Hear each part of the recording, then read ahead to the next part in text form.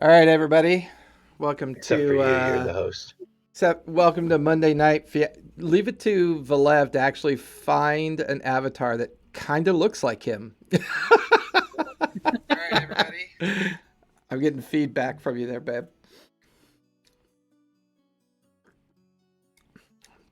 All right. So we normally do not stream this game. If you're out there watching us tonight, this is just kind of a fun session. This is our Monday night FaeRun Reborn campaign that was kind of one of those ones that got started pre-COVID.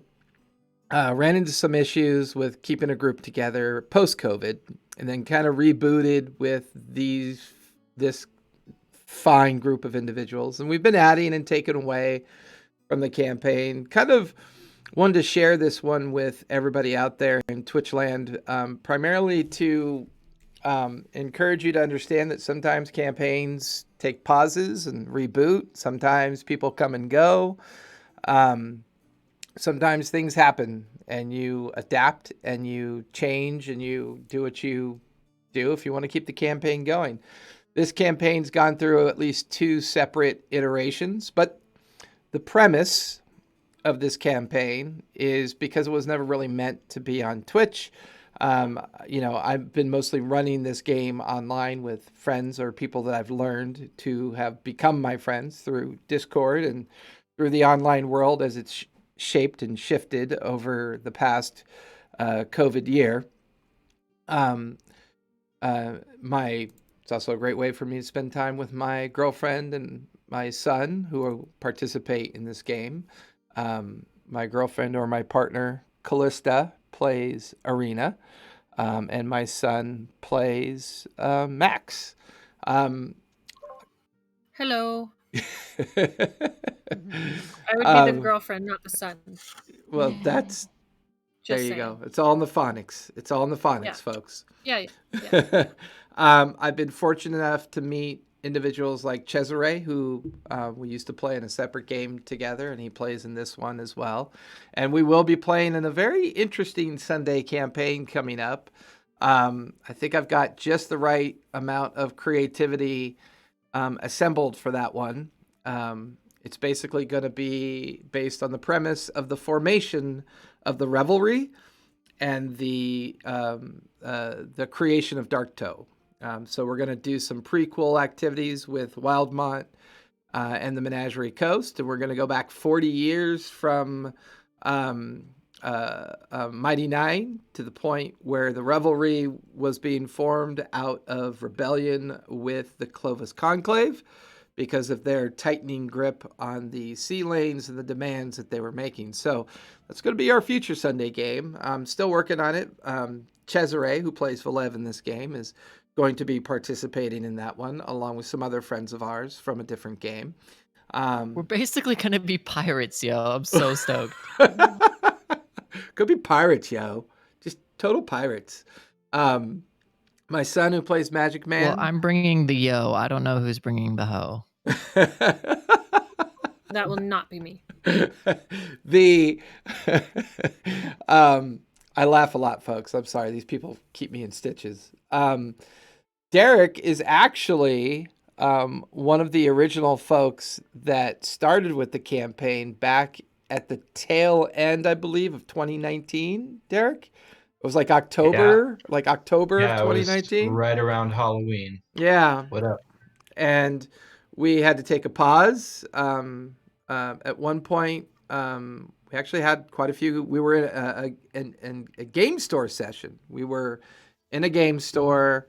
I think we only had like two or three games in that store actually, didn't we? Wasn't No, even that many. I think we got to number 5 because Gulshaw, who is not with us tonight because he's on vacation, he will be back next week. I think we got in 5 sessions and then the holidays hit. So we took some breaks for the holidays. And as we were trying to get things running again in January and February, there were some schedule issues. And then February, I believe there were a lot of issues with the riots and stuff that were going on pre-COVID, right? We had all the challenges of January. See, a lot of people forget a lot happened in 2020. There was a lot going on that was challenging the human race, and it was creating a lot of scheduling conflicts and other things, and we all had to kind of shift our gears. And then the campaign went on hiatus and then reformed around a group of new people. Two of those three new people had to leave because of other reasons. Then we added Ignatius and another person, and then Ignatius had to leave because he got a job with SpaceX, but it was a nighttime job. But chances are, if with the approval of the Sunday group, which we're supposed to have a conversation soon this week, if they do approve Brendan's participation and everybody's okay with it, he will be in our Sunday night game because he's lots of fun. He's a very interesting player and quite the intelligent folk, as they say. And yes, I'm drinking coffee because it's been that kind of day. So my apologies as I take a sip of this incredibly well-brewed, instantly Keurigged coffee. So, give you guys a little history about this game. This is actually a campaign that I ran, I want to say, 25 years ago when I was in my mid-20s and was playing 2nd edition or just starting with 3.5 at the time. And I've always been a FaeRun fan, but I really enjoy homebrewing all my own stuff. So I really enjoy the fact that I can take FaeRun, wipe it clean, and then start from scratch with it and just kind of create my own world or create my own content in such a way that, yeah, the landscape is familiar, but I change the lore. I change the majority of the lore to kind of fit how I want to tell my story and how the players may want to play in it. So in brief summary, this campaign is actually tied to 4 other campaigns that I run. So there is a Sunday morning campaign, this campaign, an alt Sunday morning campaign, and 2 alt Wednesday campaigns. Basically, it's all tied in. I control it through time lapse. So this campaign is a couple hundred years in the future after an event called the Rift Wars. And the Rift Wars is the summation of all the other campaigns failing, and FaeRun has fallen into an apocalypse-like state. Spoiler alert, all the other campaigns fail. Well, it's No, because there's one game where the campaign won. correct. There is another Sunday game where the campaign actually succeeded, and the future is very different, and that group plays in a futuristic FaeRun that's suffered from the successful prevention of the calamity or the apocalypse within FaeRun, but their world is very skewed differently than what this world is going through. So through time management, I'm able to create one superior kind of campaign arc and then run lots of little different campaigns. Now this one is the apocalypse. Everything went south. All of the old world was destroyed. All the major cities fallen into ruin. And everywhere is chaos except for this one little section of the Midlands near the spine of the Snowflake Mountains and the Worn-Tooth Ridges and the high plains of the Goliath High Plains. There's a kingdom called Bith, and within the Bith kingdom there's a central beacon of hope known as Whist. Whist is the seat of power for an individual by the name of Silverhand, or often referred to as Lord Silverhand. He seems to have an endless amount of wealth at his disposal, which he is using, as he promised to his dead wife, to rebuild and reconstitute FaeRun in its old glory days. The idea of bringing back the Lord's Alliance, the old alliances, assembling the different nation states back into their agreements, into their trades agreements.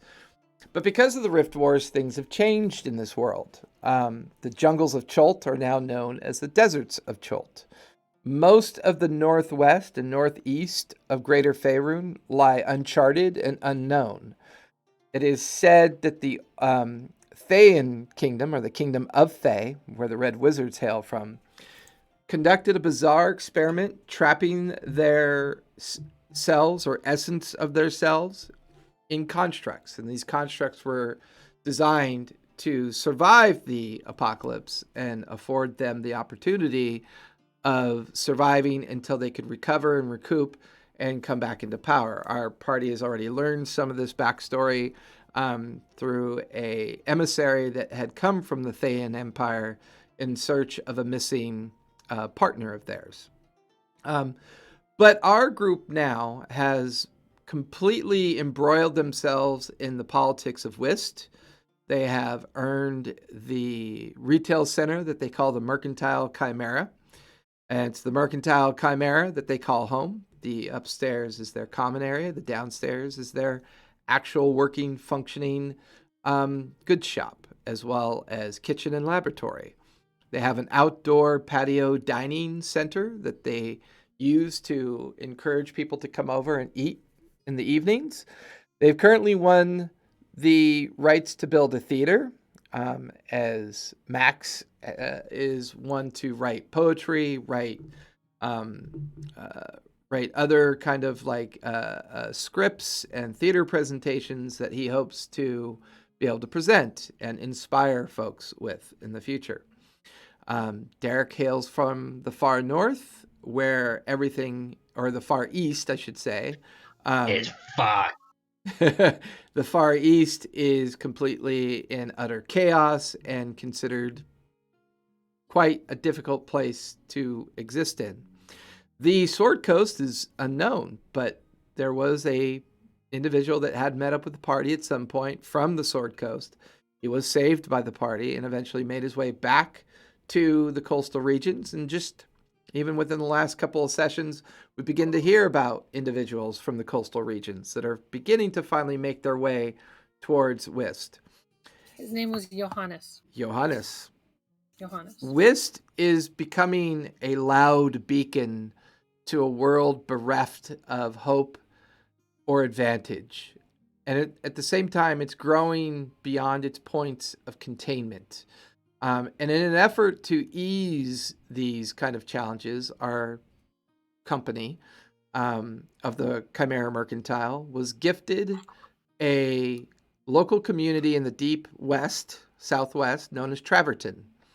And this community is something that they will eventually have to organize and address and arrange, while at the same time contending with slavers that seem to be roaming nearby some of the more remote areas of Whist.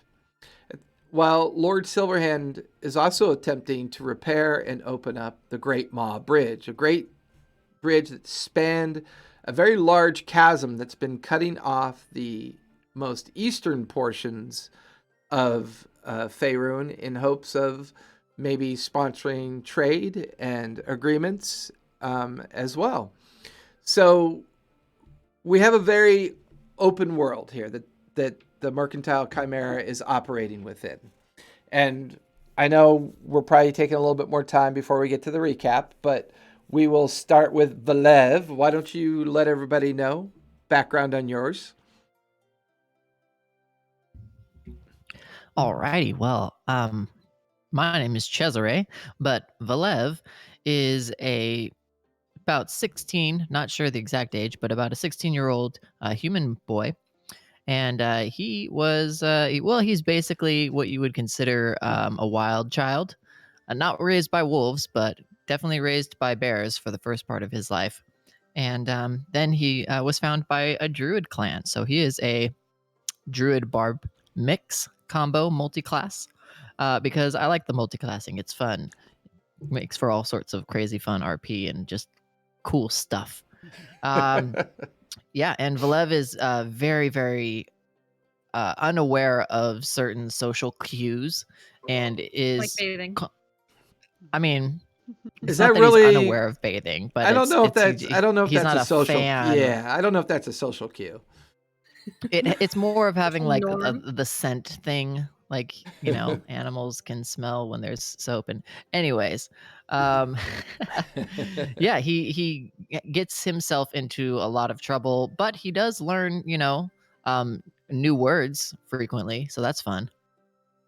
Coolsies. But yeah, he's a good kid. He always tries to figure out how he can help. So that would be Valev's summary. Max, tell us about Max. Max is technically not the character I'm playing. Technically, Max is the vessel with the mask. I was gonna say, since a lot of that backstory has become relevant to the Chimera Mercantile group, can you let everybody know how you designed and built this? So I had an idea for a character that was just basically a mask, and was like the idea of like an object that's possessing someone. And so I just made a mask that is basically like assumes control over someone's body. Was a pre-war artifact that was basically not really powerful, just kind of used for entertainment purposes. But then it kind of got lost to time and everything, and now it's it was found by a kid named, well, not kid, but like more like young adult named Max, and then puts it on, doesn't know what it does, and now he's possessed by it. Well, and to that point, arcane magic in this world is now considered completely wild and unpredictable and quite lethal. So most of the magics are centered around either clerical or pantheon magics or shamanistic or druid magics. Kai, give us a little background in regards to your character. Hey, Kai is, just has shown everybody in the party that she is a tiefling. Normally she's disguised as a human. She's adopted by Lord Silverhand, was a beloved adopted child of his now dead wife, and she's an artificer. So she makes all sorts of crazy things. They met Dax, her dragon, her clockwork dragon. And she has a hellhound puppy named Blaze, who is just all sorts of fun with everybody else's dogs. And she basically wanted to go along with the group and go explore and adventure and just get out of the house, basically. And get into a bunch of trouble. Yes, she's definitely found trouble with you guys. And Derek, tell us a little something about your ranger. All right, I'm Derek, playing Derek. Yes, it's Vane. I know it's the highest character I ever rolled. So he's suffered a lot in this world in his early life, but because of that suffering, he's now where he's at and is pretty good. He might be a little boisterous or cocky sometimes, maybe even sometimes withdrawn, but he's moving forward with his life. Yeah, all the time. Okay, fine. There you have it.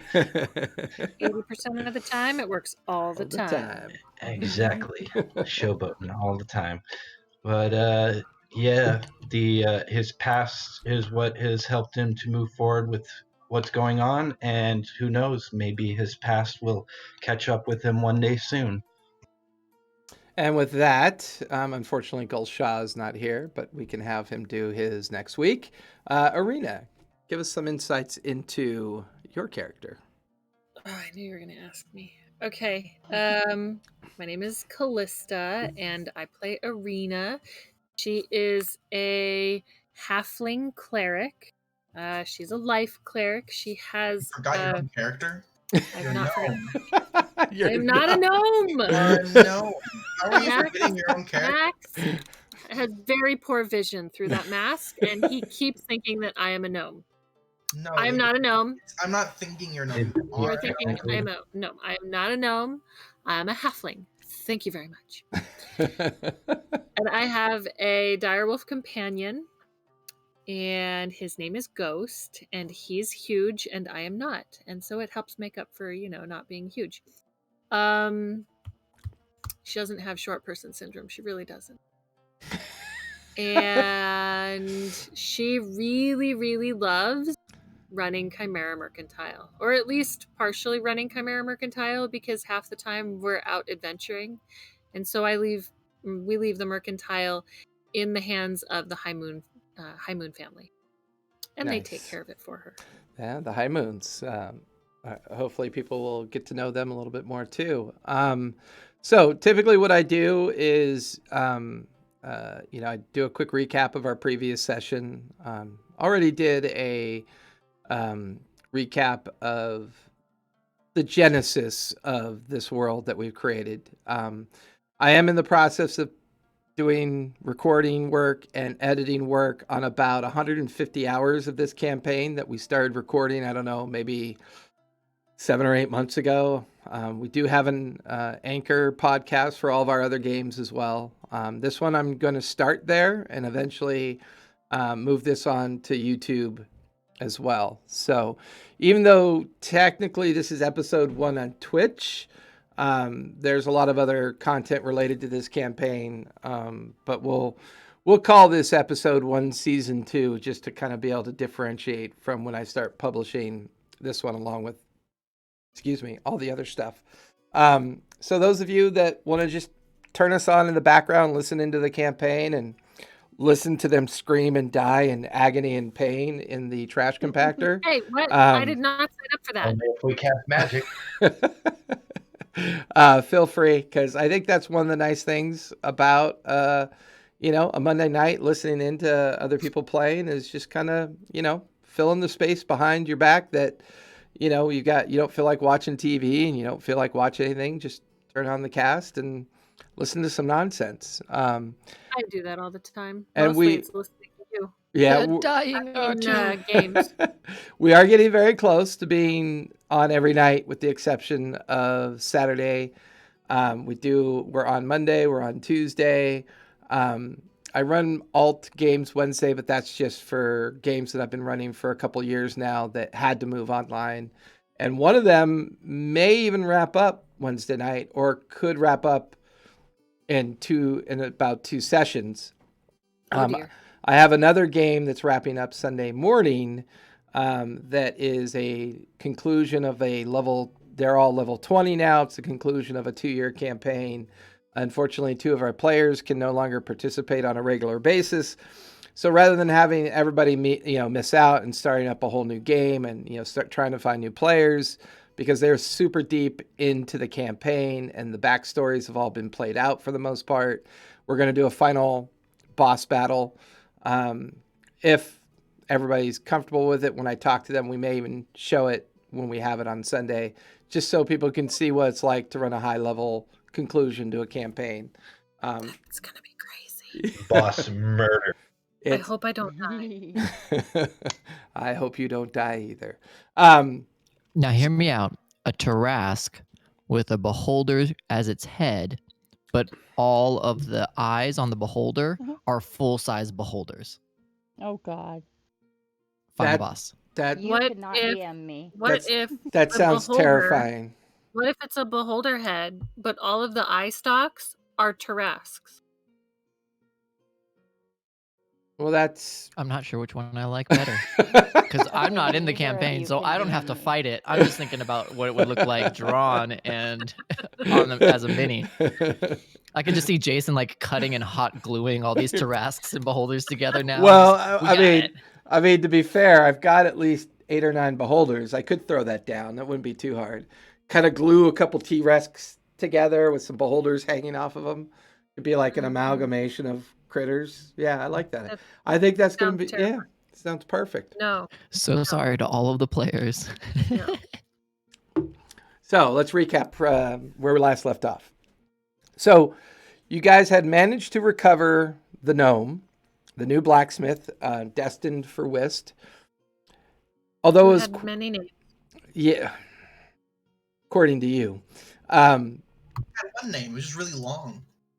Many names. Yeah. That's not many names. It's one name. It's a really long name. His name was longer than your height, I just wrote Blackthorn because I did the abbreviated I'm not a gnome. You're both gnomes. No, he's the gnome. I'm not a gnome. Go talk to your gnome brethren. I'm not a gnome. So, where you last left off, you had managed to recover Blackthorn from the slaver encampment. Unfortunately, it also seemed to have caused Scorch to lose control over his dragon self. His dragon self is, well, not a typical dragon. We watched as he aged from young or wormling all the way up to adult dragonhood in the matter of a week or so, seeming that his genetic coding had been manipulated through magics that when he came into existence. However, he was not a knowing dragon. He didn't know of his origins, and he was filled with memories and ideas that he felt were supplanted within him, causing him to behave a certain way, and he decided not to behave that way. Fortunately, he rolled really low on his charisma save and annihilated the slaver camp, including the slaves and everybody, all the prisoners. He unfortunately went a little bit crazy. At some point, Arena did have a brief message conversation, very brief. It would seem that Scorch is quite saddened by what happened and seems to be left alone. The last direction he was known to head in was towards the Worntooth mountain range near the base mountain range of the Snowflake Mountains. Now, the rest of you had managed to survive the ensuing forest fire that engulfed the 2 square mile forest, recovered a handful of individuals that you managed to save, bring back to health, and transport back to Whist, leaving them in the care of Unther and Unther's brethren in charge of the Sunrise Chapel.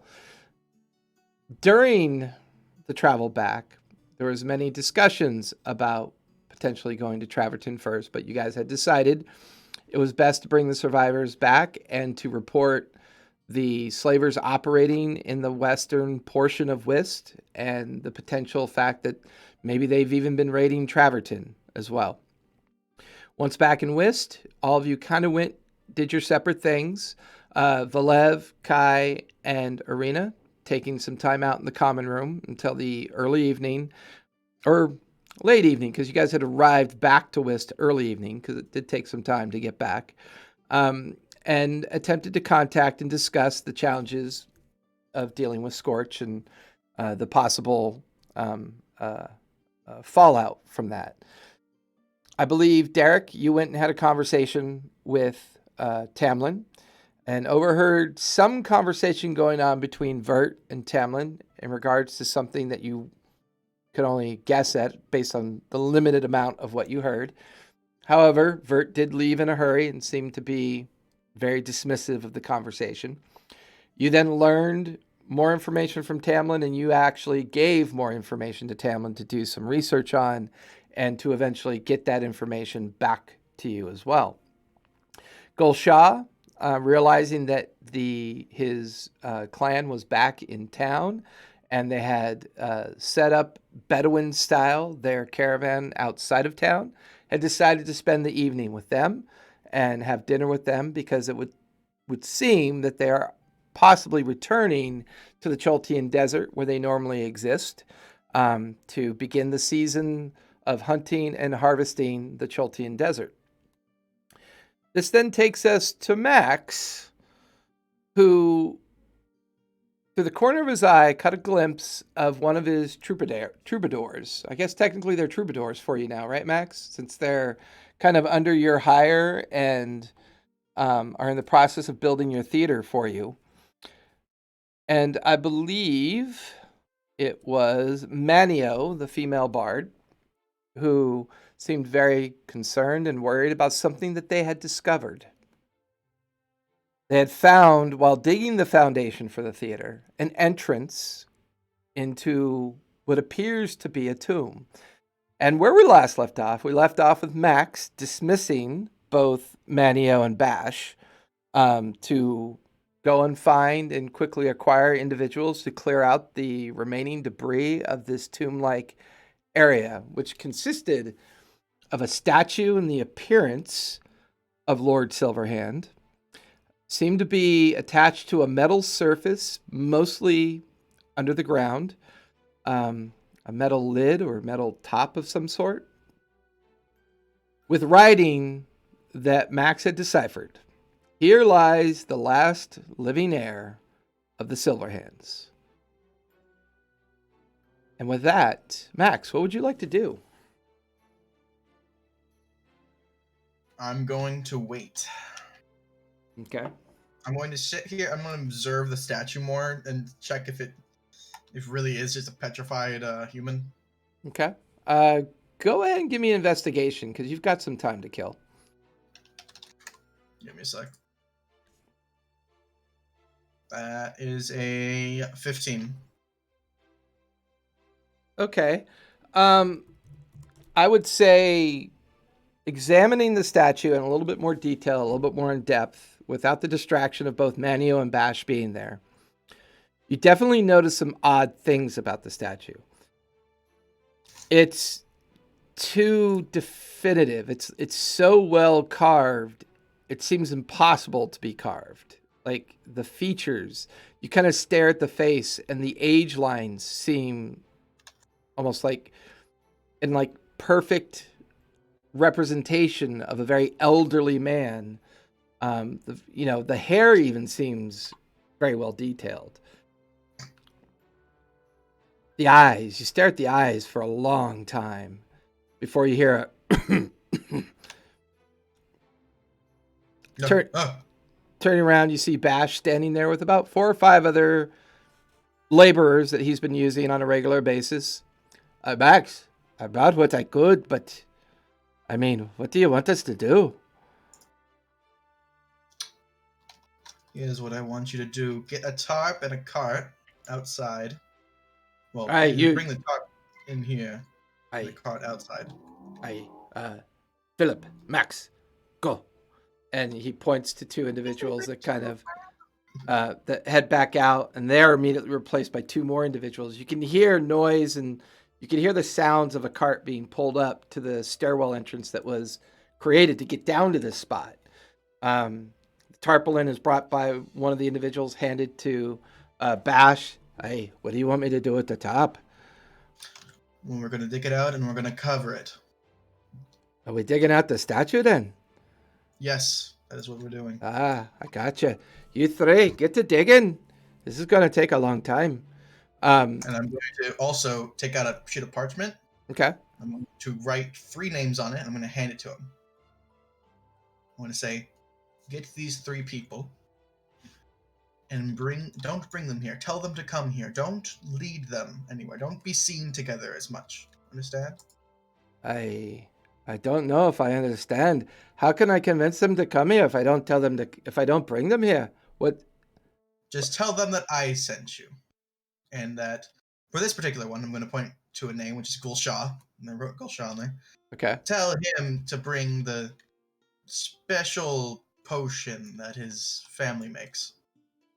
I guess I could do that, yeah. What, okay, and who else do you want me to get for you? And the other 2 names are Derek and Arena. I can do this. Do you know where they are? Do I know where they are? I probably know. You would suppose that Derek was the first one to leave the Mercantile, so you know he at some point he did leave to go to Tamlin's. He did say that to you.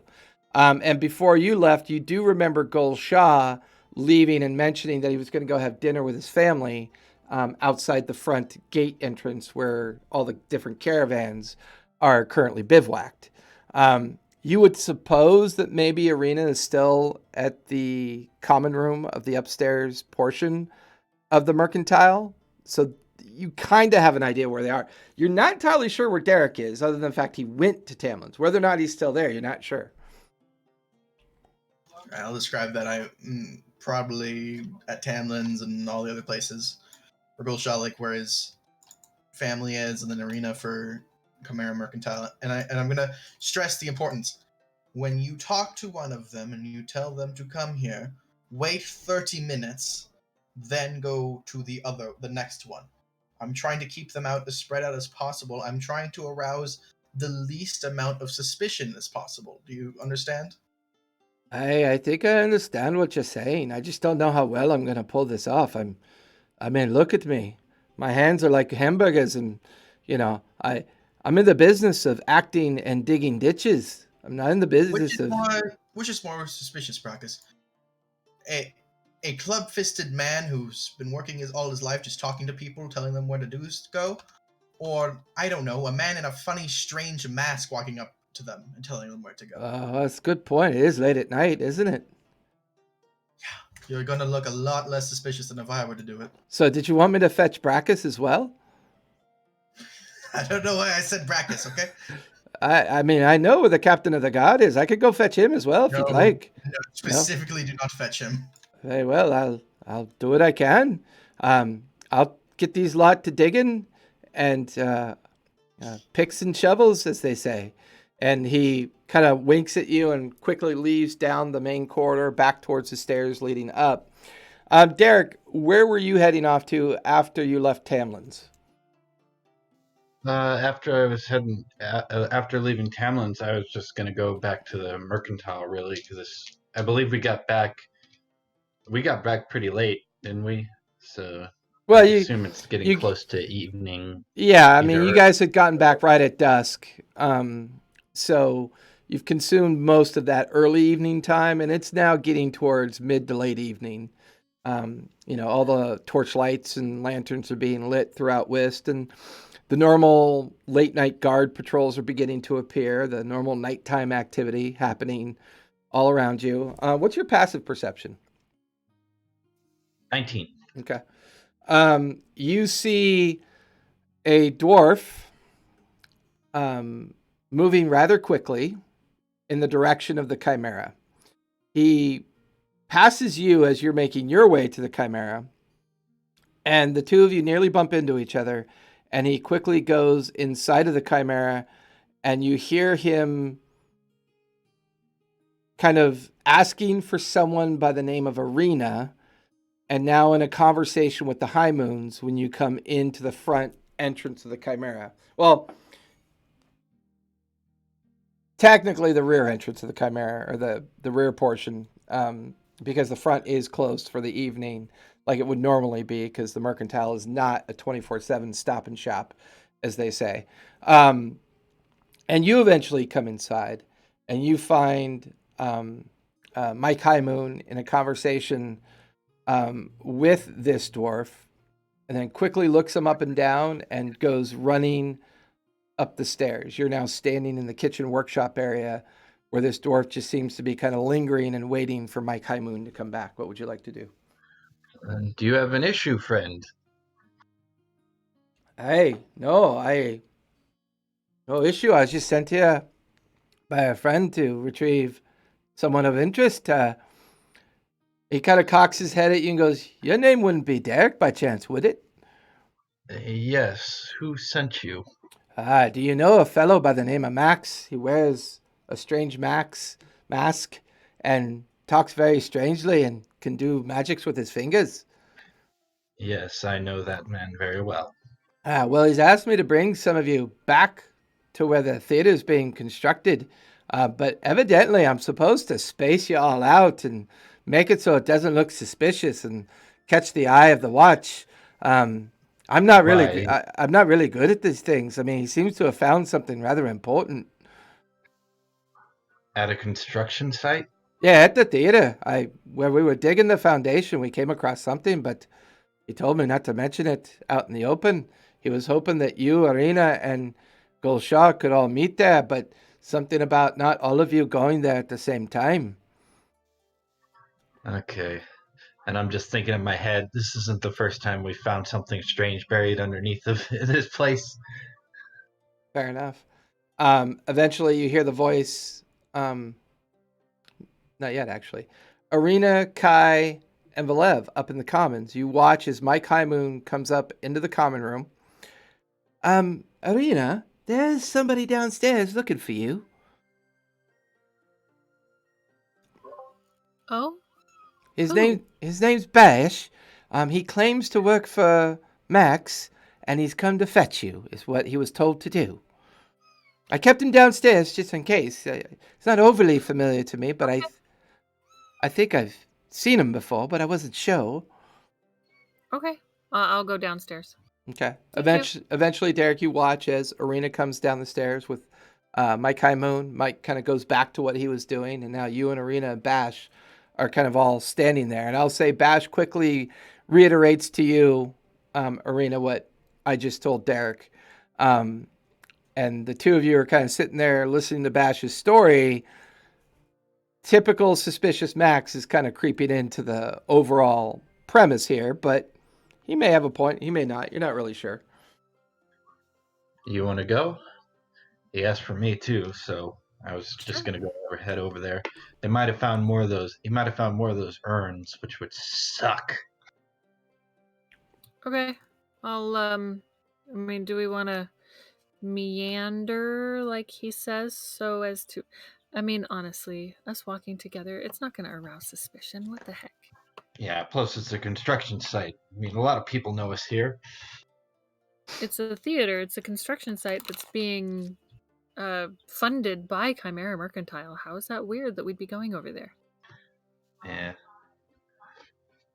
Yeah. So let's just head over there. I'll leave Ghost so it doesn't look as suspicious. I'm not leaving Dudley. Okay, then I'll take Ghost, because if you take yours and I don't take mine, then that would look suspicious. Your guys' Okay. idea of suspicion is like wildly different from mine. I know. Just two dire wolves walking down in the middle of downtown. And Bash is just like shaking his head in confusion. Already, you can tell he's not sure if he's kind of gone off the rails here, and kind of. There were rails. Well, I missed those. I'm just a little concerned. Max was very insistent that we, not draw attention to what he's found, but I guess it's okay. I've got to go track down someone by the name of Gulshaw. He seemed to think he was having dinner with his family outside of town.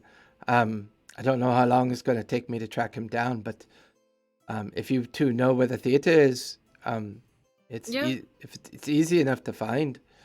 Yeah, I know where the theater is. All right, and I'll point him in the direction of Gulshah's family's caravan.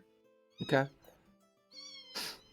All right, and then the two of you leave out the back, and you're taking Ghost with you, Arena? I'm taking Ghost with me. Okay. Yep. So you, Ghost, and Derek are beginning to make your way towards the theater district. Are you actively trying to dissuade attention, or are you just walking to the theater? I mean, is there really such a thing as not arousing suspicion or arousing suspicion? We're just walking. I am not attempting to. Well, fly casual. I am not attempting to look deceitful because that would arouse suspicion. Because Fair enough. Fair enough. You guys suck at this. Fair enough. Dude, you know what my charisma is? Not good enough? Not at all. No. So Bash heads towards the front gates to track down Gulshaw. The two of you, with Ghost in tow, are gradually making your way over towards the theater district. Kai and Valev, I believe that leaves the two of you upstairs in the commons. You just watched Arena head downstairs after Mike had mentioned something about a visitor. What would you two like to do? She is going to be picking up the pieces of Dax and heading off to work on him. Do you want to use the downstairs lab, or do you want to attempt to work on him in your room? She's probably a little bit wanting some private time right now, so she'll probably take him to her room for right now. Okay. Maybe once she gets him a little more fixed together, she'll take him down to do final touches and so forth. But okay. So her and Blaze will go to bed. Okay. So you kick the doggy bed underneath the work table in your room. Blaze curls up into it. You begin to pull out the pieces and parts of Dax. Go ahead and give me an investigation check. With advantage, because you are proficient with these things. Yeah. My poor Daxy boy.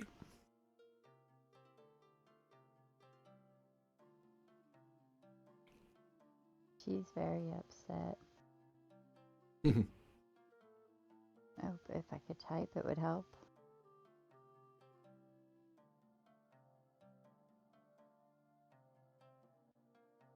26. 26. 26. Moving the parts, gathering them, putting them into pieces, you begin to realize that the core of Dax is actually still pretty much intact. The infused gem that stores and maintains the essence of his existence and his sentient kind of essence is still contained. You begin to examine some of the parts. Some of the gear work needs a little kind of straightening and unbending. You do have a couple spare gears for the ones that look kind of cracked and worn. So go ahead and give me a sleight of hand check really quick.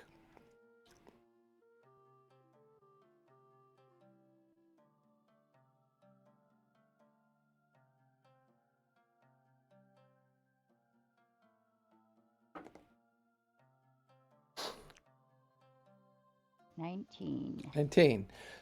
Some of the pieces are a little fiddly, but you figure if you focus and stay at this for the next couple hours, you could probably have him reassembled before you go to bed, and then get him probably working reasonably well, first thing in the morning. Luckily, the parts weren't too severely damaged.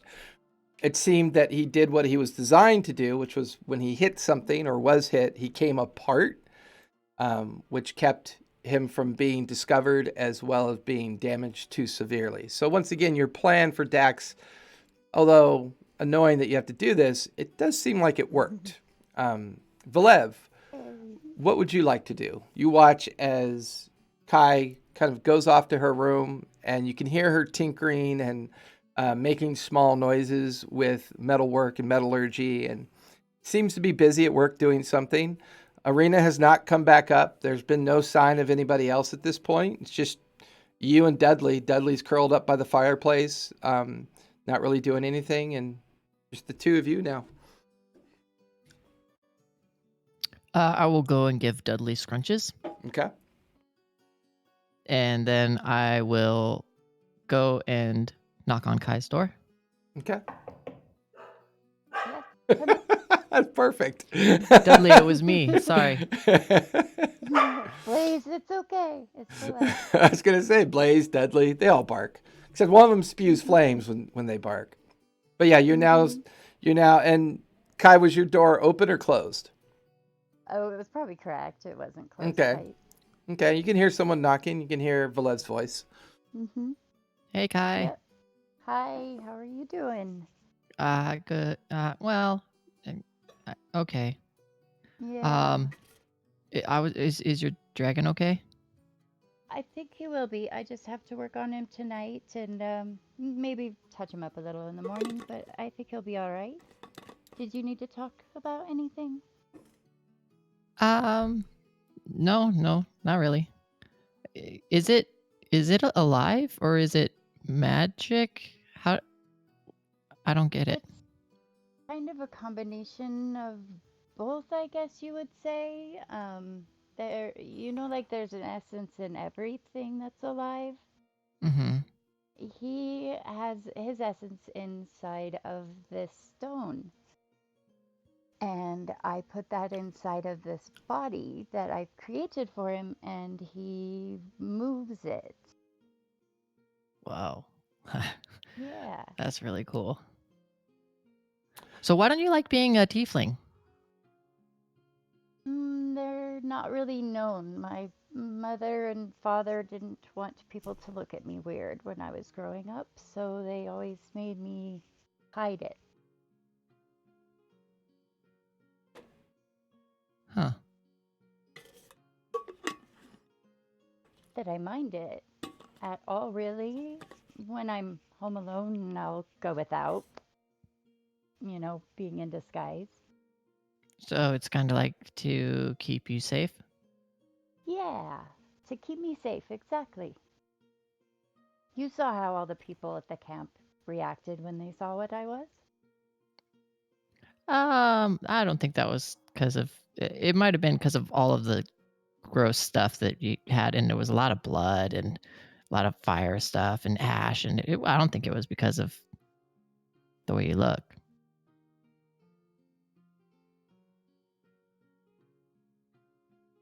But that's just me. Hey, can I hang out in here while you work on what does your dragon have a name? Yeah, Dax. Dax? Oh, that's cool. Blaze and Yeah. Dax. You have like a really neat team. Oh, thank you. They were what I grew up with, as well as the High Moons. You know, I played with them and some of the other children that were adopted. So, but they're my best friends. That's nice. There's some I mean my brother and sister and my mom are kind of my best friends, but I like animals too. I have a lot of animal friends.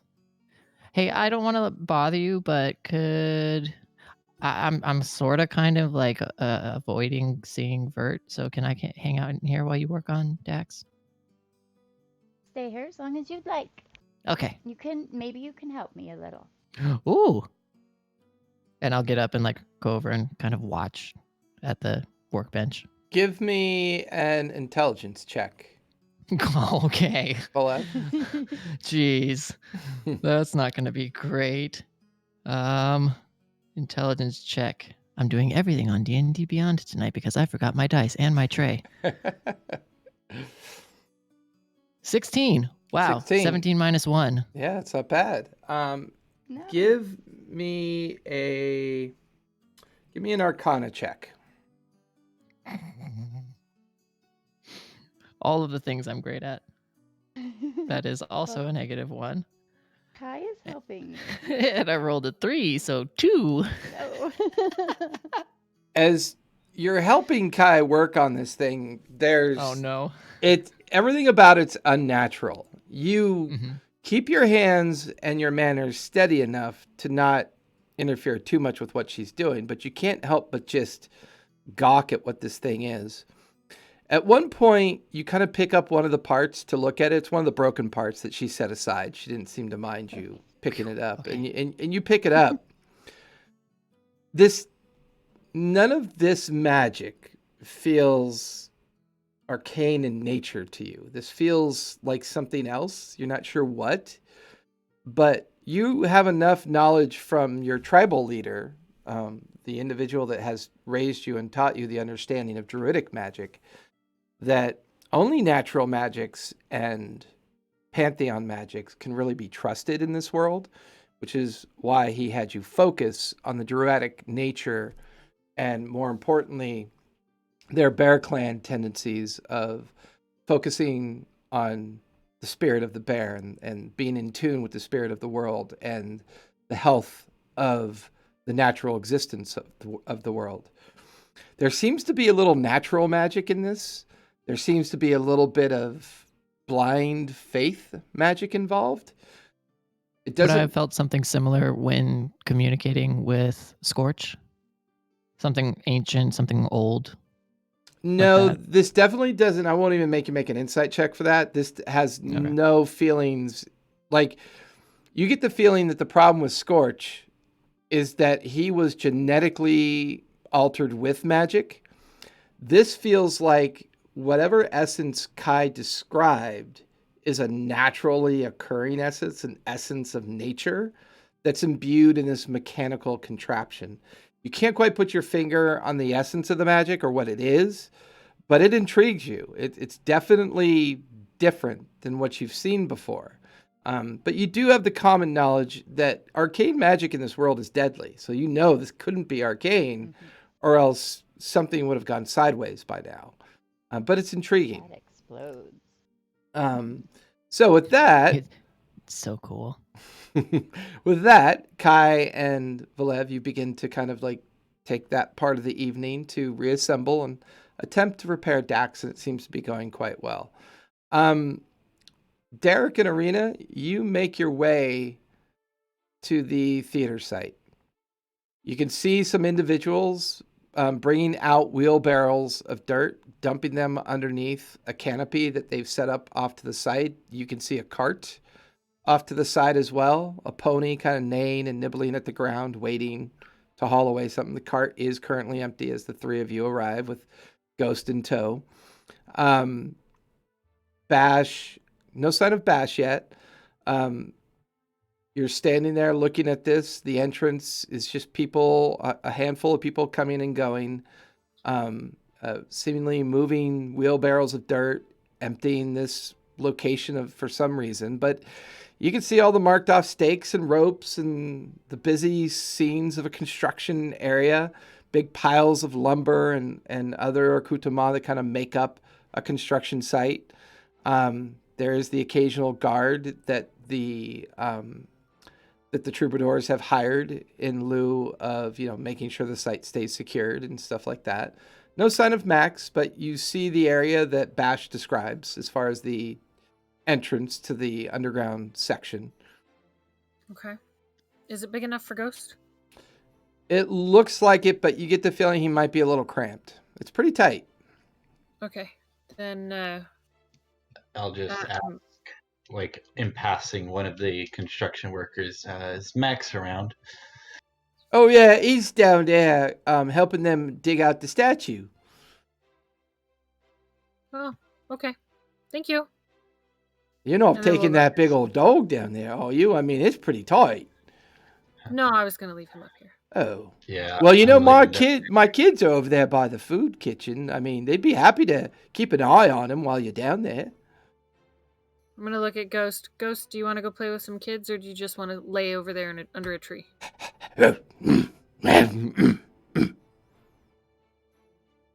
that sounded like what? Yeah, no. I think I should roll. Should I roll? What should I roll? I would say Derek understands it better than you because of his tendency to speak with animals. His enthusiasm is recognizable, and it seems like he would like to. Sure. Yeah, he'd like to go over to the soup kitchen. Okay, then right. I'll reach up and pet his ruff and say I'll meet you over at the soup kitchen after. And he kind of like takes off, and as you and Derek begin to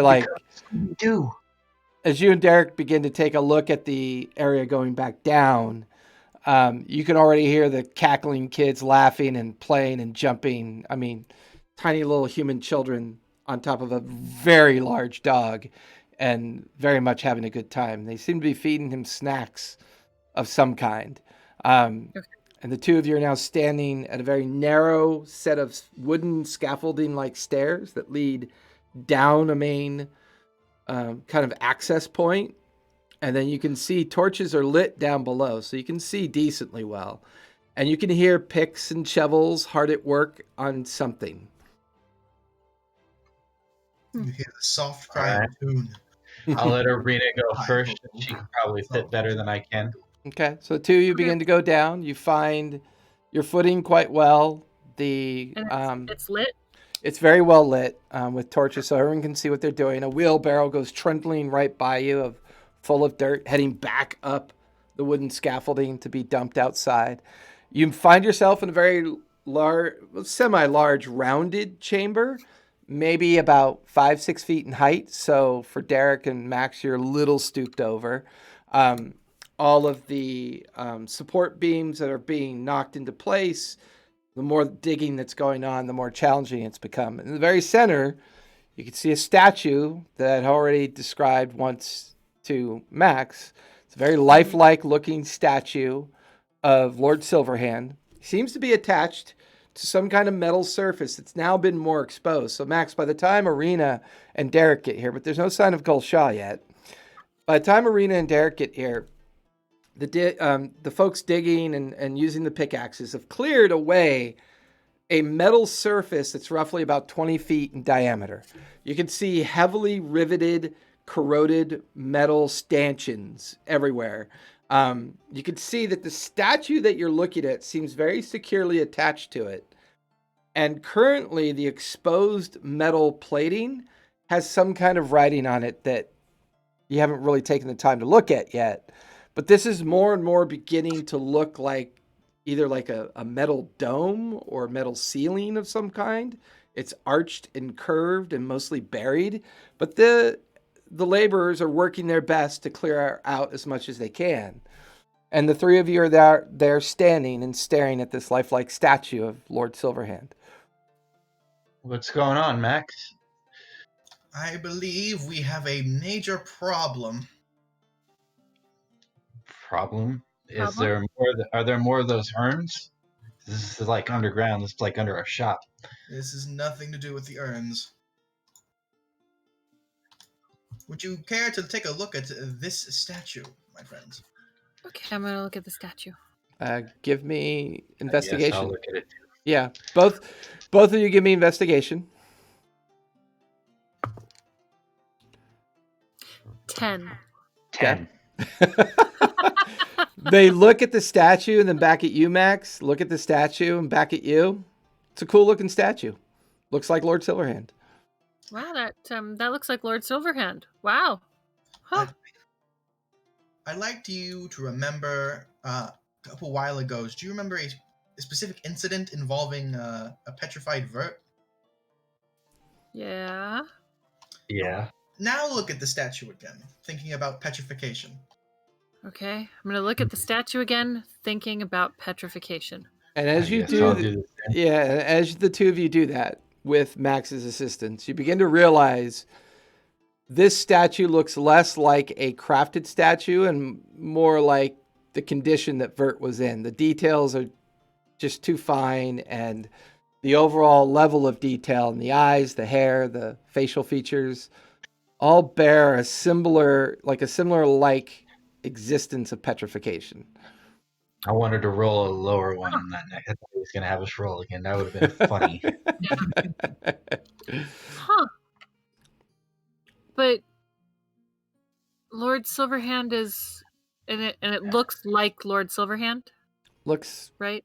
a lot Just like him, but not identical to him. This is an older individual. The hair is somewhat longer. The eye spacing is a little bit more narrow and wizened. The clothing doesn't match at all. The clothing that this individual is wearing is very much long, flourishing robes and tunics. And Does he look older or younger? definitely looks older, much older. He looks older than Lord Silverhand? Correct. Our Lord Silverhand? Mhm. Okay. Okay, And so his feet, is he attached to something, or is he just like standing on something? Give me a perception check. My perception to be better. I got a 6. My dice hate me today. I mean, it looks like he's attached to the metal somehow. Enough of the dirt and surface has been cleared away. He could be somehow adhered to the metal surface. I'm gonna poke at his feet, at the feet of the statue, and I'm gonna see, what he's standing on, because I'm kind of thinking, is this a burial chamber? Maybe something like this. I mean, there's a petrified statue here. That's weird, but yeah, I just want to see if like the You don't pedestal really- he's standing on is like a cover for like a coffin or something. Give me an insight check really quick. 17. 17.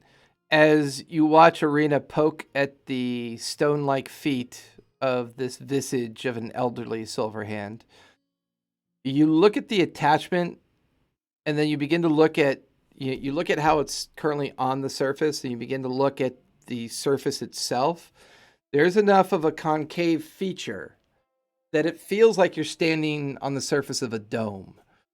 And kind of, it's possible. Like we're standing on the surface of a dome? Yeah. Or there's more of this buried deeper below. So, like the top of a domed ceiling or roof, or Could be. It's a library of watching Jung. yeah, the library and the Vanishing Sands.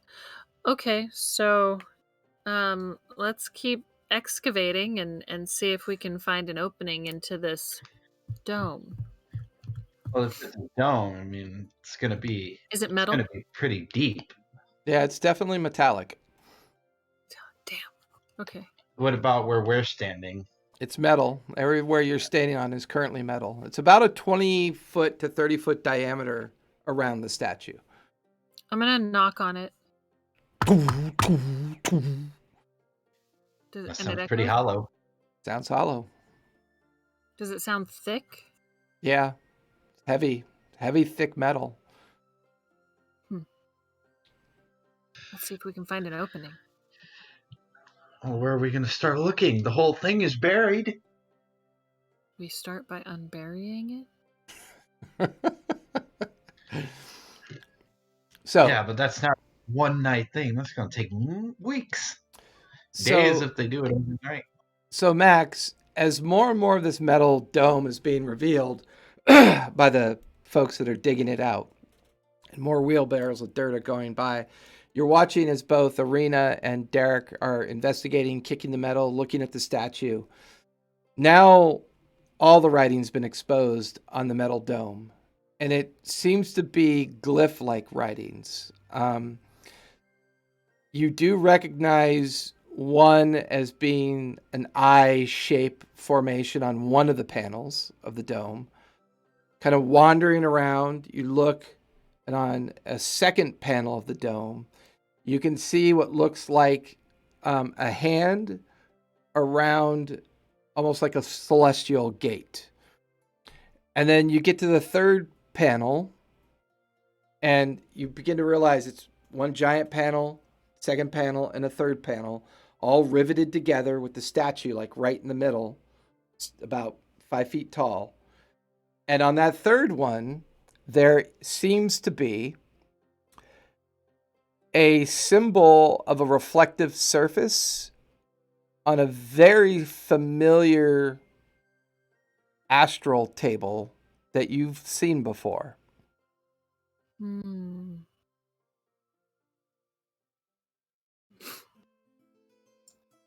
Why did I see this astral table before? In that belly of that beast. Yeah, it was in that like teleported or like that piece of that building that we were inside of in the mine. Yeah, I wasn't there for that day. Oh, You weren't? you No, weren't there for that? You killed the mimic. I don't remember killing any mimic. You killed the mimic, and you Yeah, made you little did. baby mimics sprout out of it to like taunt me. Oh, Remember, it's where we I encountered don't. that hell I do portal. remember that. I don't remember there being like a. Yeah, it was. There. Does he It was point in, like, this the out door to next us? door, or the room next door. I would point it out to you guys. Yeah, you guys begin to recognize, the first symbol of an eye. The second symbol is a hand with an oscillating kind of like celestial gate interpretation. And then an image, a reflective image of the astral lathe that you remember seeing in the fractured section of the underground library that you were a part of. I'm gonna take 10 and I'm gonna cast Detect Magic as a Okay. ritual. Okay. Max, anything you'd like to do? I will.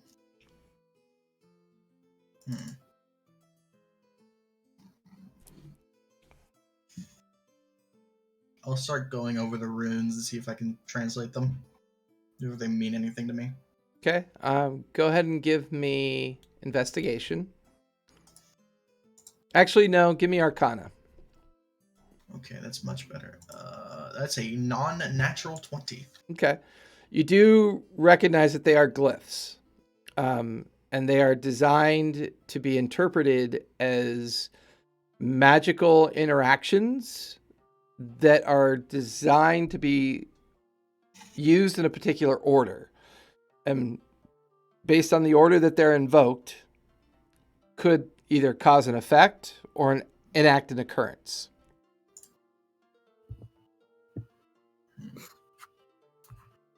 It just depends on like invoking them. I've seen this. Either by order or how you invoke them, or yeah. I've seen this trap before, so it either blows up, summons minions, or does something cool. I want to do something cool part, please. Please. I beg you.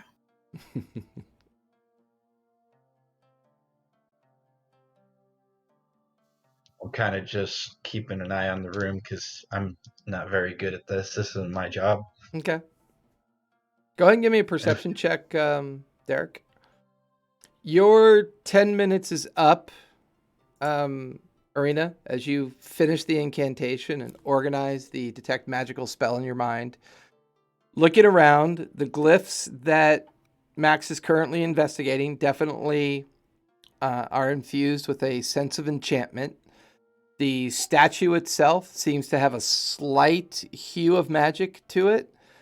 There is a series of almost like electrical patterns running from the base of the statue to the point where there's a set running to each one of the glyphs. And each one is kind of dim to a certain degree and disjointed and not quite connected. You get the feeling that the glyphs, the statue, and this metal surface that you're on are kind of all intertwined somehow. You're not sure how, but the enchantments that you're seeing kind of give you that feeling.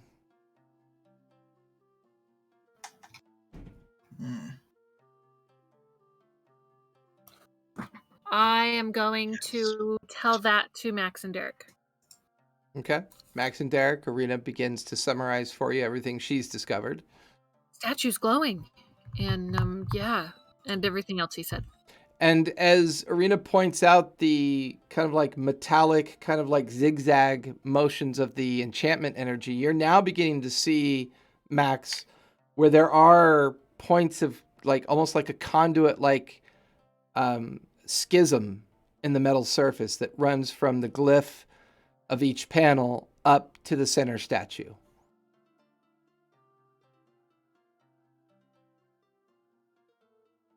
So I don't know if we can remove him safely from this without tripping something. I mean, remove the statue. If it's all connected. That is a fair point. So we probably want to find out what's inside of this sucker before we try and remove. Alright. Yeah, I find it weird that this stuff is just on top of something. Like there's obviously a space underneath of here. Oh and yeah. this is Totally sitting right here. Why is there a petrified old version of Silverhand on top of something else? Why would it not be inside? It's a good question. Well, maybe when this happened, it wasn't under dirt and he was standing on top of the building. What's the, out of character, what's the expression on his face? What's he look like? What's your passive perception? 12. Resolute and in pain. Resolute and in pain. Well, somebody else had to set this up then. But here's my main thing. The reason why I was so cautious around just talking with all of you. Don't, until we get this all sorted out, try your hardest. Do not even like communicate with any of the higher ups. Any of those people working with Silverhand. That's probably not going to go over well. We have a meeting with Lord Silverhand tomorrow. Yeah. Problem with that is that we have no idea who the hell that is. He's Lord Silverhand. And when you say that, Arena, he points to the plaque at the base of Lord Silverhand, or of this Silverhand's like statue, and there's a plaque at the base that reads, "Here lies the last living heir of the Silverhands. May his resting place inspire you into the future." Yeah, people could lie. The plaque is the plaque lying? Do you think the ancient plaque is lying, or do you think that there's just someone pretending to be Lord Silverhand up in that big manor? Are we assuming that this is like an old, like this is old world right here? Yeah, how old this does it look? Somebody make a survival check. History. Survival? Yeah. I'll do survival. I can do survival too. I can't do survival. I can't do survival either. I only got a 14. Okay. I got an 11. Okay. Okay, I got a 14. Trying to. Go for it. I got an 11. Yeah, I mean, it's hard to tell. I mean, the metal is heavily corroded. The fact that there's no real corrosion of the statue is odd. The amount of dirt that's been removed so far, and the fact that this was supposed to be the foundation of a rather large theater that you're having built, you're probably 15, 20 feet underground. It's hard to tell for sure how old it is, but it's definitely old. You're just not entirely sure how old. Even if the current person who controls Whist isn't from this Lord Silverhand's lineage, I mean, there's been a lot of things that have happened in the time since the schism. I mean, somebody could have just taken his name, or a family could have just taken the name Silverhand Or as it like a could great be old family. a bastard child that wasn't, an heir, or a second born that wasn't an heir, that they're like, oh, well, I don't like them, so I'm not going to make them my heir. So I'm the last living heir. I'm going to put it on a plaque and everything. Or You know, it could be a doesn't mean demon. it's true. It could be a demon running the longest soul harvesting con of his life. Immortal He's life. not a demon. He's been in the mercantile after I cast the hollow spell. Are you stronger than a demon, though?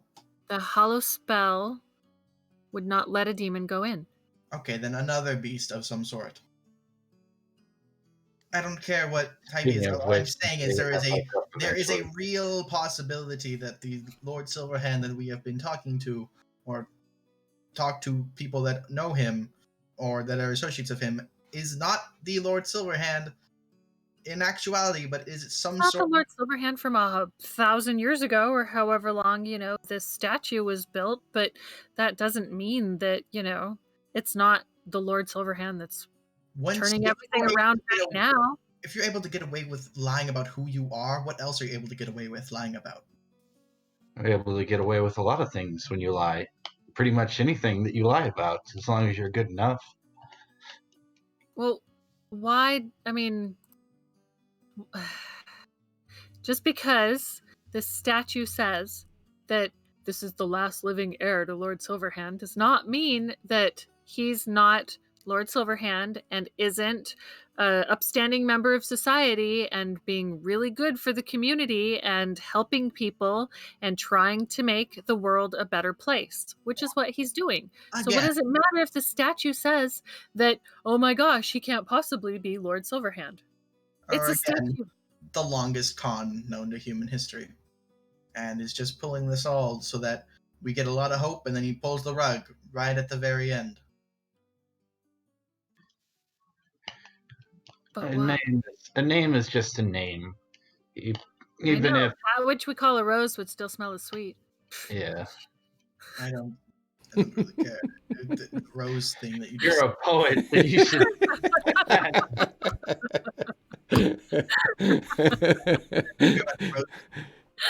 I cracked myself. Is that man, whoever is up there, is not the real Silverhand, and I don't trust a single thing about him now. What makes him the real Silverhand or not the real Silverhand? Being the real Silverhand, there's like a clear distinction. You're trying to muddy the waters about what a person is, and it's. I just want to. Kai is Derek watching. Derek watch. Child, but that does not make her not Lady Silverhand. Derek, as you're watching this conversation play out in front of you, it's kind of strange that a body wearing a magical mask that's infused with someone else's essence is talking about real versus, it's weird. It kind of knocks you a little bit to see Max making this argument when, in all reality, Max is technically not the real Max either. All right, I'm going to bring this up. Pot calling kettle black there, aren't you? What? Pot calling the kettle black, aren't you? When you're a mask wearing somebody else's body. Like, I don't care, okay? Listen. Mm-hmm. What I care about is making sure that nobody dies, and the fact that he's not the real Silverhand can lead to many bad things. I want to know what the fuck. Then we can ask him. I don't feel comfortable asking him.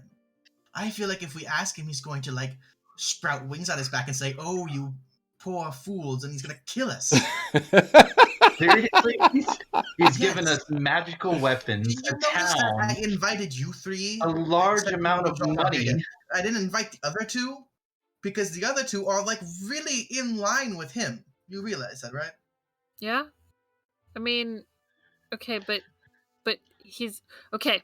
He I can't don't be trust Kaina. Fae. I'm gonna tell He you that can't right be a now. I fiend, don't trust and he Kaina. can't be undead. What? Because he can't be Fae, he can't be a fiend, and he can't be undead because he came into the mercantile after we had the hollow spell up. Okay, that doesn't mean he still can't be something else. Well, That is yeah, he's something. He's amazing. He's Lord Silverhand, and Oh he's my god, get off of him. Get off of him. I'd like to point out that Arena's been in this town longer than I have. So Fair you enough. call Yeah. How long you've been in town, and like I don't care how allegiance you are, this should make you question, Arena.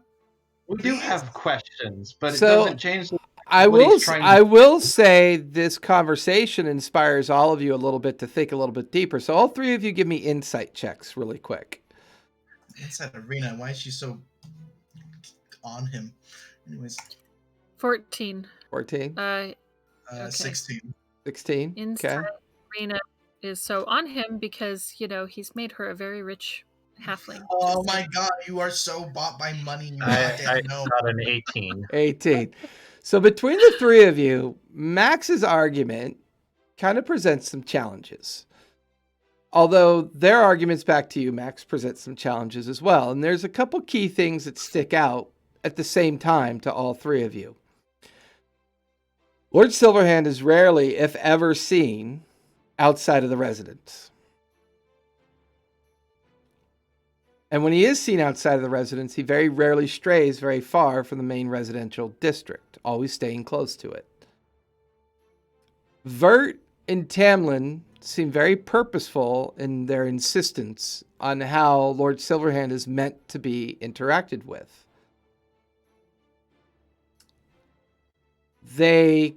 And the lack of direct siblings seems odd. There are some holes in Silverhand's story in what he could potentially be. Max triggers this because this begins to cause all of you to think a little bit more intensely and a little bit more deeply. It's not that you feel more threatened, but some of the quirky nature of his behavior and what he's doing. I mean, the amount of endless wealth that's been spent is undeniable. Where is that coming from? This seeming fanatical design of reconstituting FaeRun seems borderline fanatical. But yet he's never really out walking amongst the crowd. He's never really out doing much of anything. He holds court. He holds audiences. He pretty much contains and controls things through Vert and Tamlin, which may not be all that disingenuous of what royalty would commonly do, but you don't know if Max is right or wrong, but there are definitely some oddities here. I present to you two Theory 2. Okay, let's take the combination which you've said. He's a great guy and everything like that. And, Okay. however, let me bring up again that when we've seen him how many times exactly? Count. Oh, I can count it on one hand. How many times I've seen him, correct?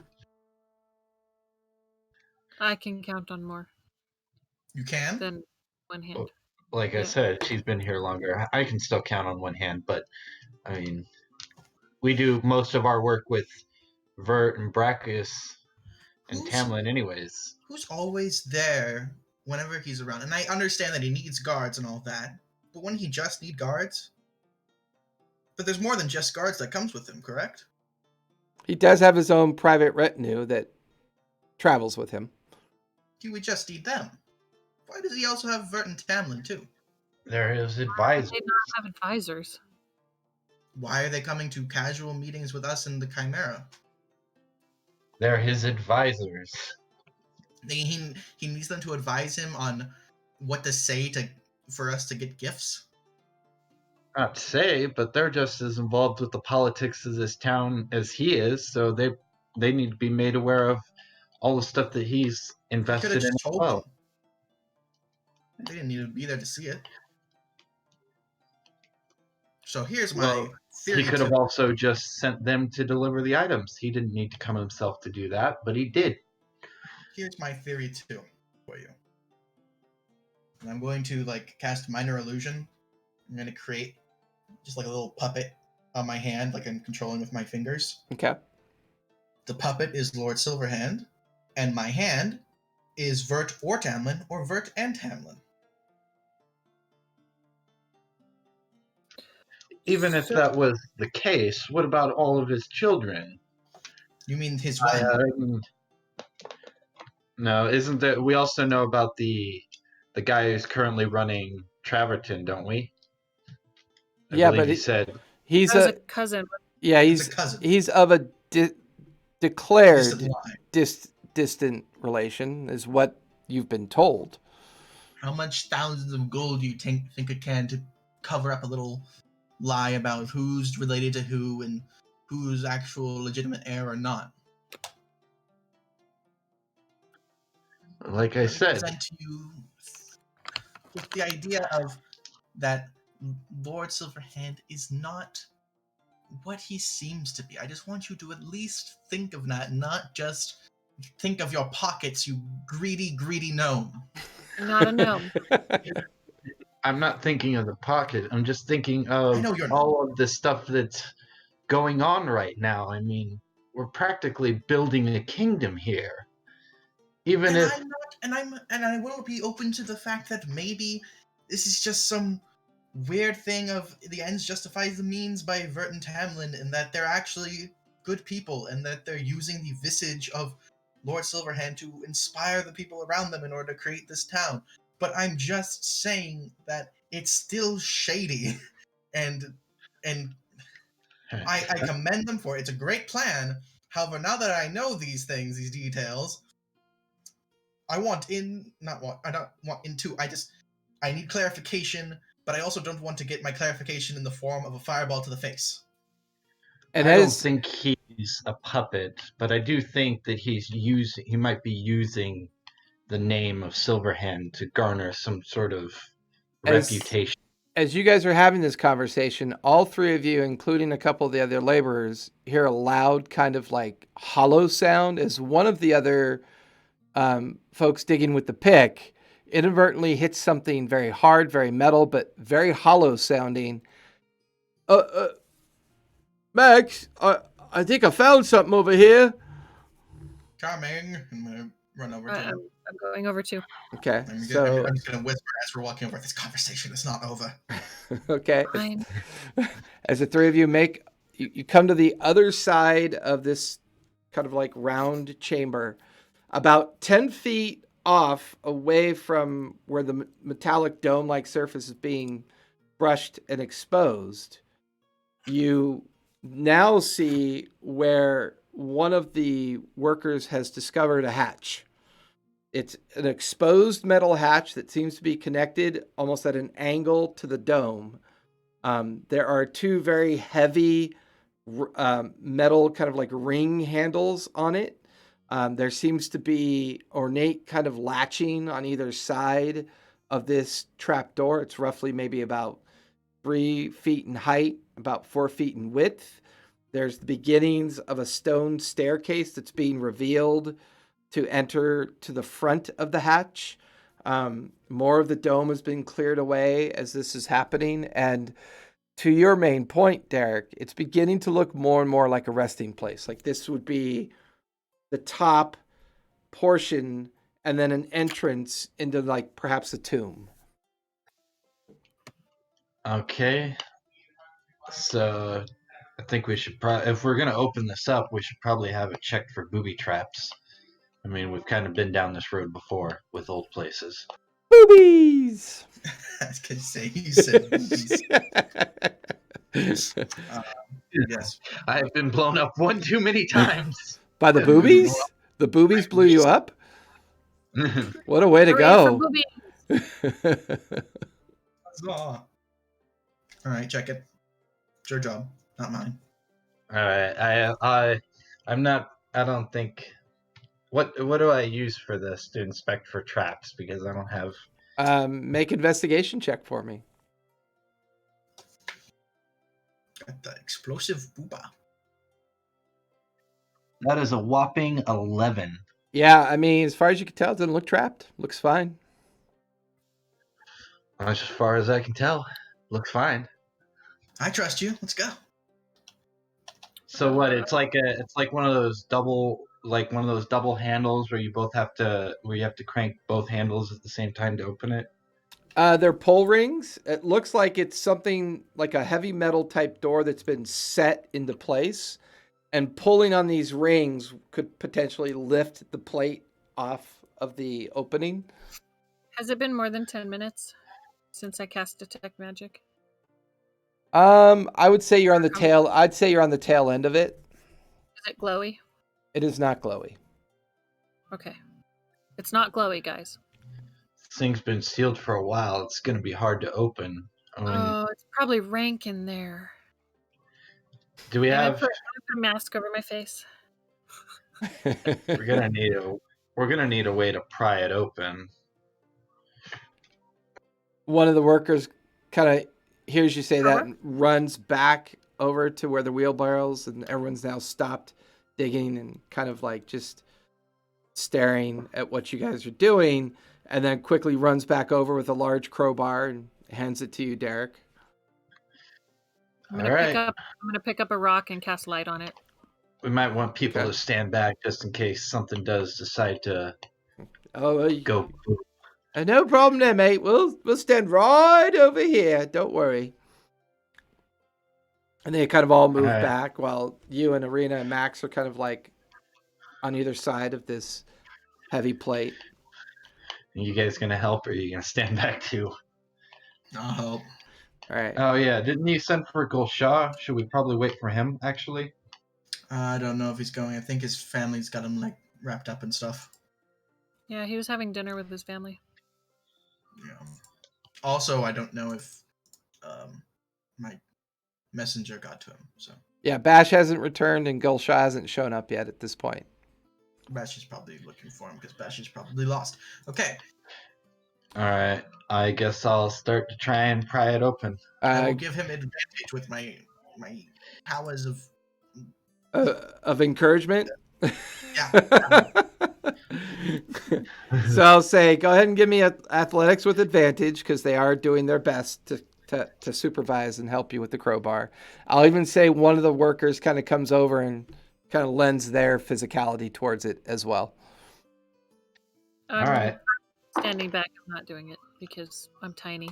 Okay, that is a dirty 20. You manage to get the crowbar underneath the very edge of the steel plate or the metal plate. All of you leaning on it, you hear a kind of like this hissing and change in pressure. Smell like a very musty kind of ancient smell begins pouring out of the section that you kind of open up. It kind of peels slightly away from where it's set in place. Go ahead and give me another athletics check, please. With advantage or just flat? Regular this time.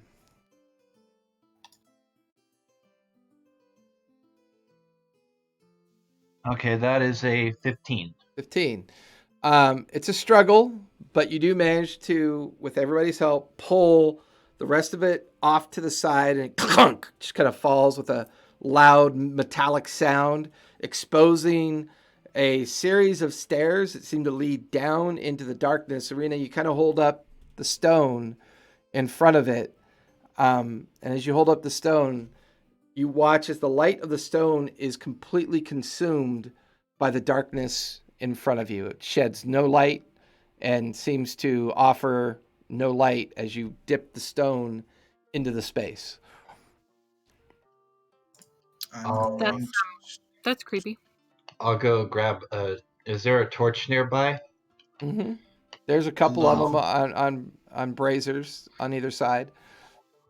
I'll grab one of those and do the same, but see if it... Yeah, same thing. It just seems to just consume the light as soon as you dip it in there. No sign of anything. You can't see anything beyond the entrance. And when I pull it out, does it light up again, or... Yeah, it's still lit. You just can't... Once it goes into that darkness, you can't see it anymore. And pull it out, put it in, and... All right. Hold me, guys. I'm going to stick my head in.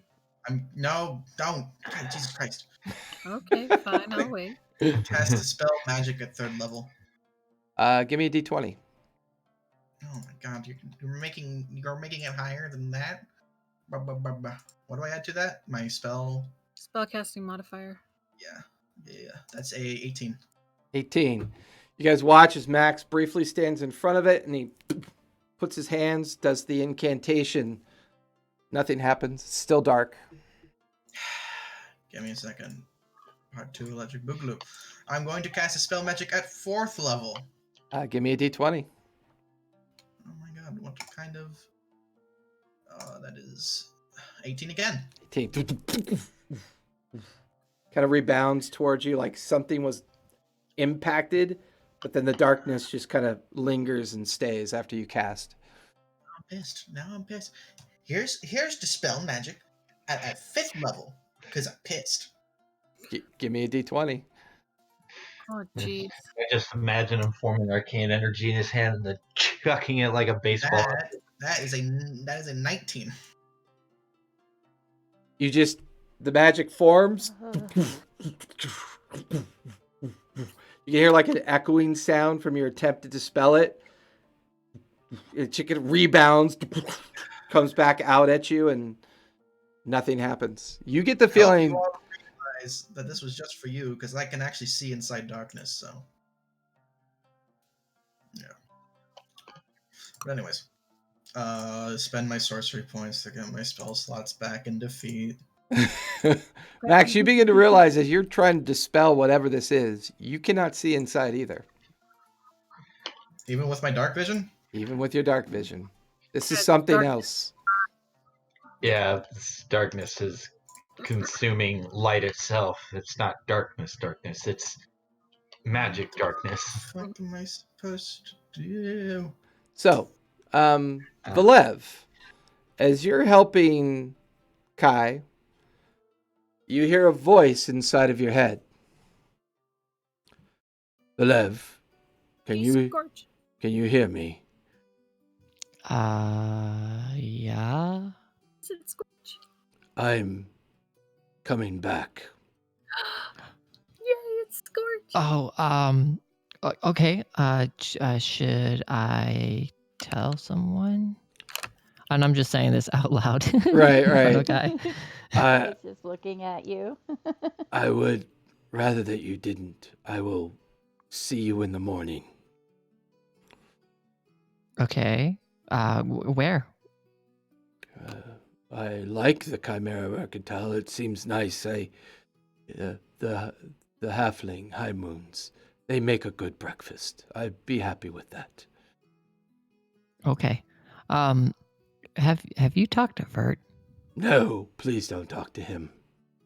Oh no, I've been totally avoiding him. I don't want to talk to him because I'm probably in big trouble.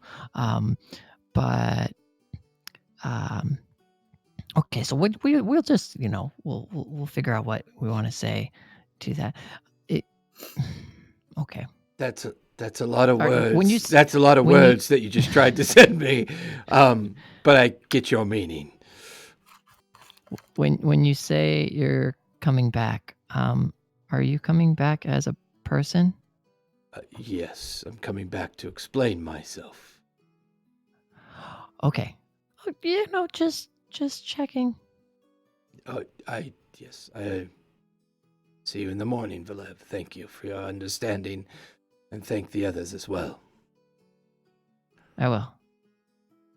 So, back to the tomb site. You guys are now watching a very frustrated Max seemingly trying to dispel whatever this magical darkness is, and pretty much on the struggle bus with it.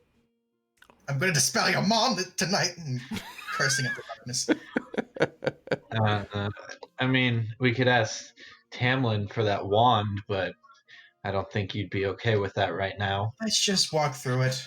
No, let's not ask Tamlin for that wand. Do you know how expensive the hollow spell is to put back up? Ugh.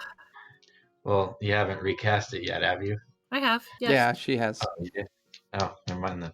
Let's just get it over with. Let's just walk through it. How bad could it be?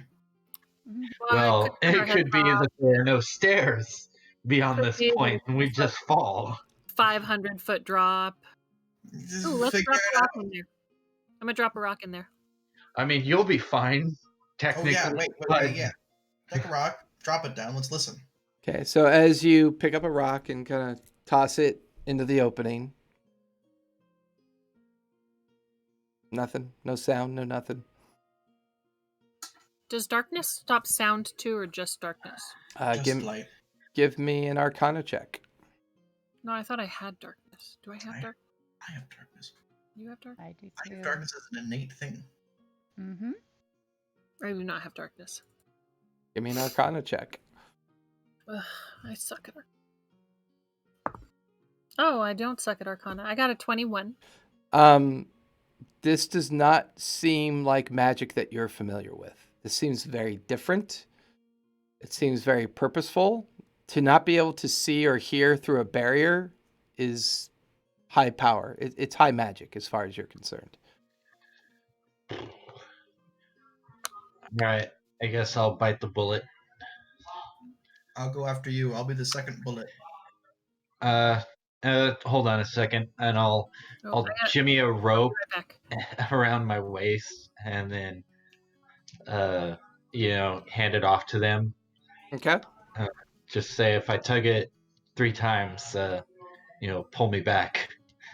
A couple of the workers accept the rope and kind of nod in Max's direction. All right, I'll start heading down. Okay, Have fun, idiot. So, Derek, as you hit the barrier, give me a Constitution save, please. Okay, let's see. There it is. Not so good on the Constitution. Let's see how this goes. Let's see, 15. 15.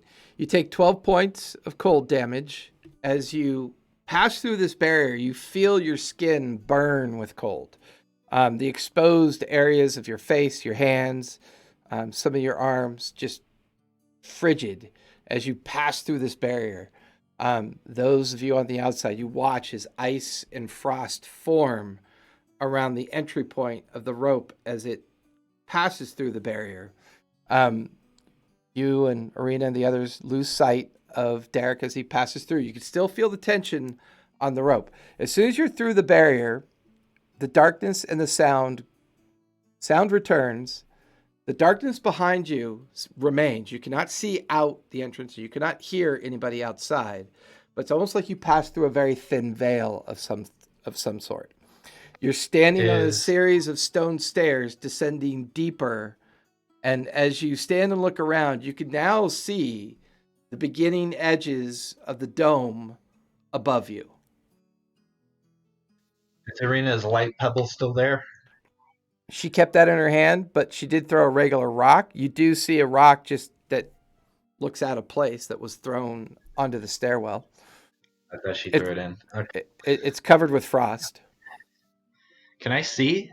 You can see. Yeah, you can see. I mean, it's pitch black. You can see up to a point. You can see the stairs that you're immediately, excuse me, you can see the stairs that you're immediately standing on, and they kind of disappear into the darkness about 10 feet in front of you. All right. The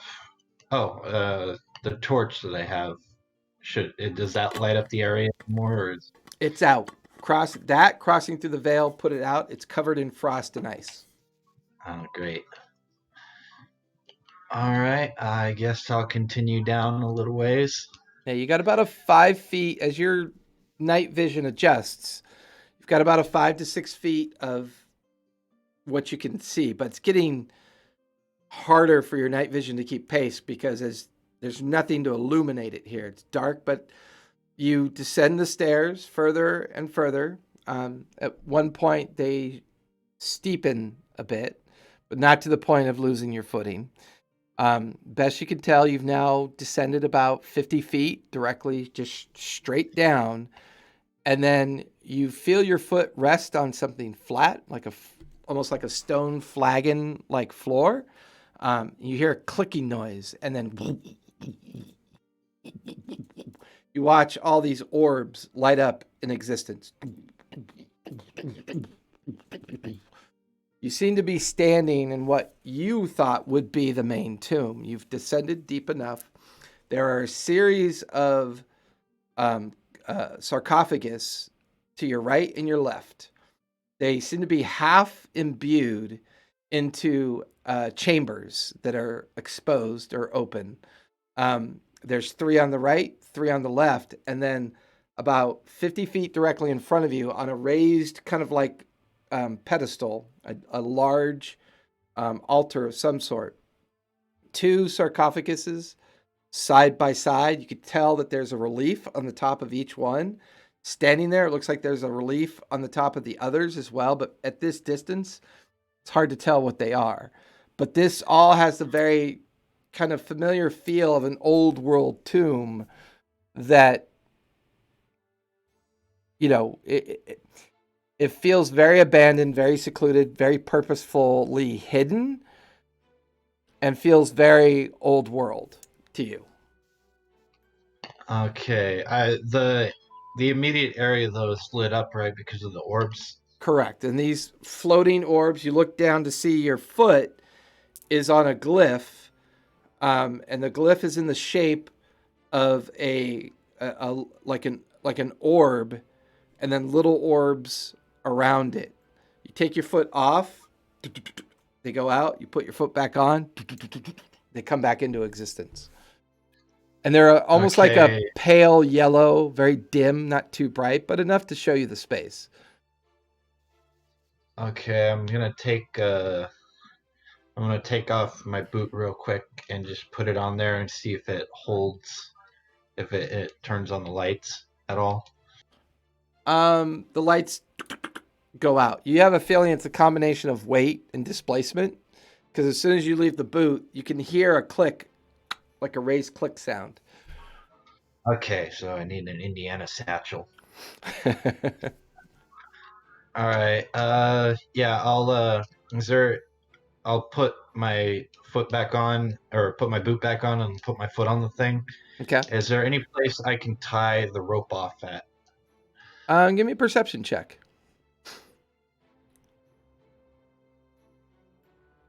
That is an 18. Yeah, like just a few feet off to your right, there's what would have been a normal brazier that was probably used to light the space, but long dormant, rusted metal brazier. It looks like something you could definitely tie the rope around. Yeah, I'll do that. Okay. And then I'm going to follow the rope back up. Okay. Since it's going to be pitch black going back up. Okay. And you're passing through the veil again? Yeah. Give me a con save, please. All right. That is what is that? That is a 17. 17. DC was a 16, so you pass this time. Take. So an 18 didn't pass last time? Is that what you rolled last time? Yeah, oh wait, no, you're leaving you're leaving. The DC's lower on leaving, it's higher on entering. My bad. So the DC leaving is 16, the DC entering is 20. So this time when you leave, it's almost as if the knowledge of the veil helps protect you somewhat from the damage. And instead of taking 4 points when you leave, 14 points when you leave, you only take 7 points of frost or cold damage when you leave. I come out kind of chilly.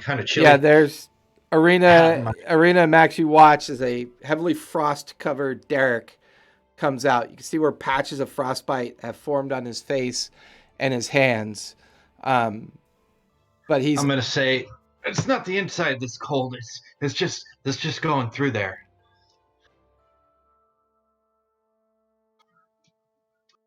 Arena, are you back yet? I don't think Arena's back yet. Max, you now see Derek standing in front of you. Oh, both of them just do a I know, right? Well, that kind of figures. Oh, no. Yeah, Magic Man said be right back, and I think Lista is helping out a client. I keep forgetting I don't have my Discord chat up when I have the video up because I like to be able to see you guys, as they say. So we'll, as you come out and you explain all that to Arena and Max, Kai and Valev, Kai, you overheard some of that conversation that Valev was having. Valev, Mm-hmm. you just had conversation with Scorch, so it would seem. So who are you talking to just now? Can I ask? Scorch was talking in my head. How's he doing? He sounds sad and kind of mad at himself. Well, I And know how you'll that kind of see a feels. little like light bulb go off in Valev's eyes of kind of like relating it to how he's feeling. Mm.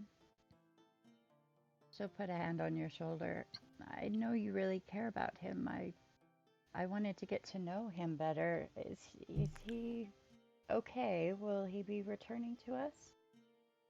Yeah, he said he's on his way back actually.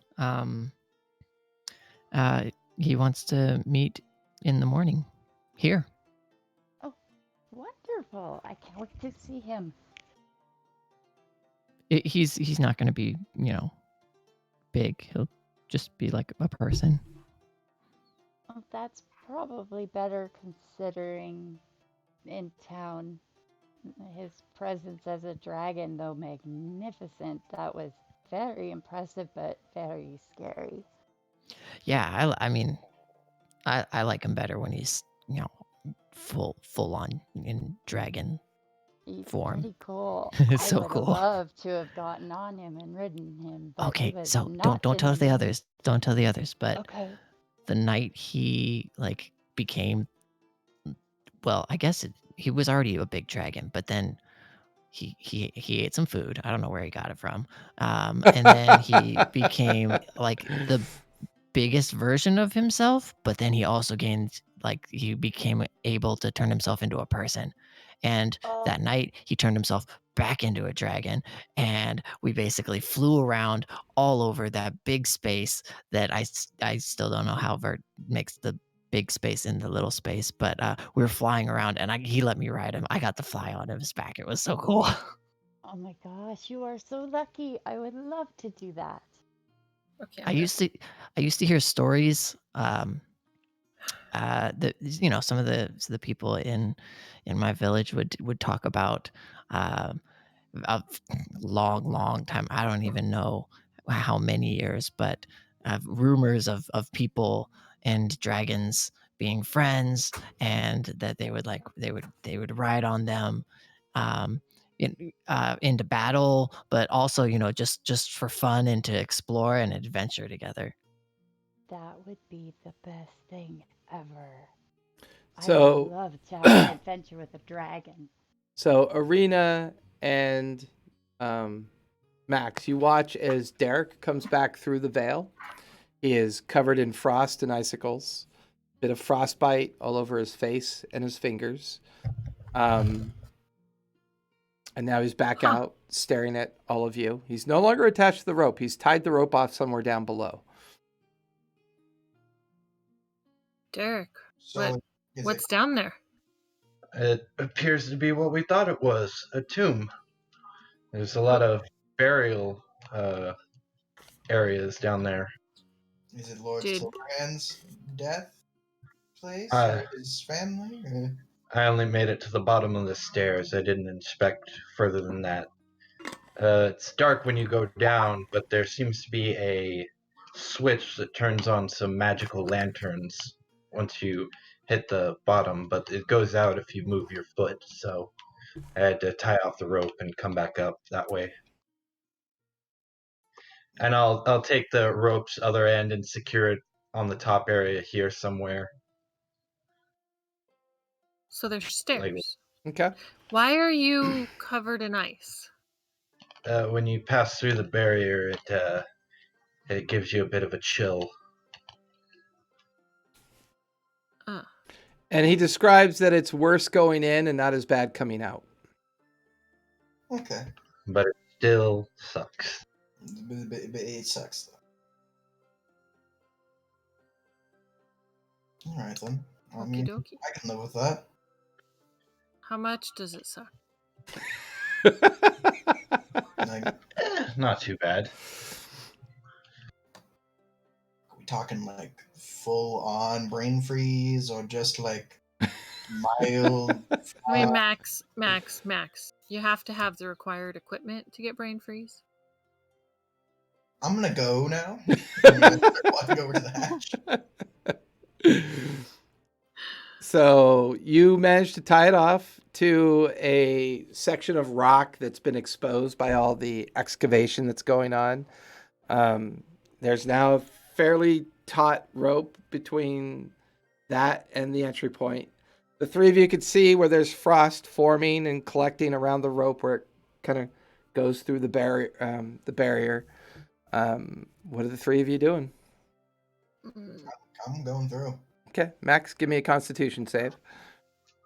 And as I'm going in, I'm going to say, "Last one in's a gnome."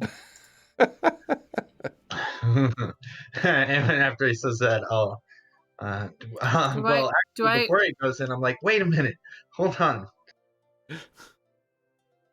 Should I go get Ghost? By the way, I got a 17. 17. Max, you take 14 points of frost or cold damage. But you are now on the other side of this barrier. You can see where the rope descends down into the darkness. With your dark vision, you can see all the way down to the bottom of the 50-foot stairwell or stairway, and where it suddenly goes flat into a large chamber, and you can see the brazier that Derek has tied the rope off to. Very This bitch edge. called me. Derek, should I go get Ghost? I don't think we'll need them. It's still pretty small area for them to operate in. Well, no, that's. I mean, he can be small. I just got to put the stupid bunny puppet thing of Max's, out, and I can put Ghost in my locket. You don't need to be rude about it. If you want to go, You're not there, Max. So mean. You're not there. I'll whistle for Dudley. Or I could just put the bunny puppet thing up and then leave my necklace empty and leave Ghost playing with the kids at the soup kitchen. Yeah, I'm gonna point out this is your first time going through, so it won't hit you as bad. Me, on the other hand, is still gonna suck. But, Okay, hold on. No, don't worry about it for right now. You sure? Yeah. Sure? Okay. Yeah. Okay. I'll whistle for Dudley. You're So pretty far away. Yeah, he's not going to hear this. Yeah, he's all the way upstairs in the common I was room go out. and curled up by the fire, like way back in the middle of town at the upstairs of the Chimera. And you're down. Yeah, because you left him at the Chimera, didn't you? Yeah, No, I brought Dudley with me. Yeah, we had both dogs. Oh, are you sure? Because I only heard Ghost go. I heard no, and you were only talking about Ghost. Dudley seems to escape your mind a lot. Like, I never hear anything about him. I'm specifically making a point to say, and Dudley too. Okay, I missed that part. I brought Ghost because Derek said he was bringing Dudley. Gotcha. Okay, I missed that part. I will say that Dudley and Ghost are over at the soup kitchen playing with the kids. Which is still far away. It's far, but Dudley would probably hear your whistle. Yeah, that's what I was saying. Like, if he was back at the Chimera, I'd understand. But give me a persuasion check with advantage. Right. 19. 19. A minute goes by. Perception for Dudley? No, his passive would be high enough to hear that. Minute goes by, and you hear his barking as he comes racing down the hallway to skid in front of you. No sign of Ghost though. Just Dudley. Well, I didn't whistle for Ghost. Yeah. I'll whistle for Ghost. Give me persuasion with advantage. Because he's bringing Dudley.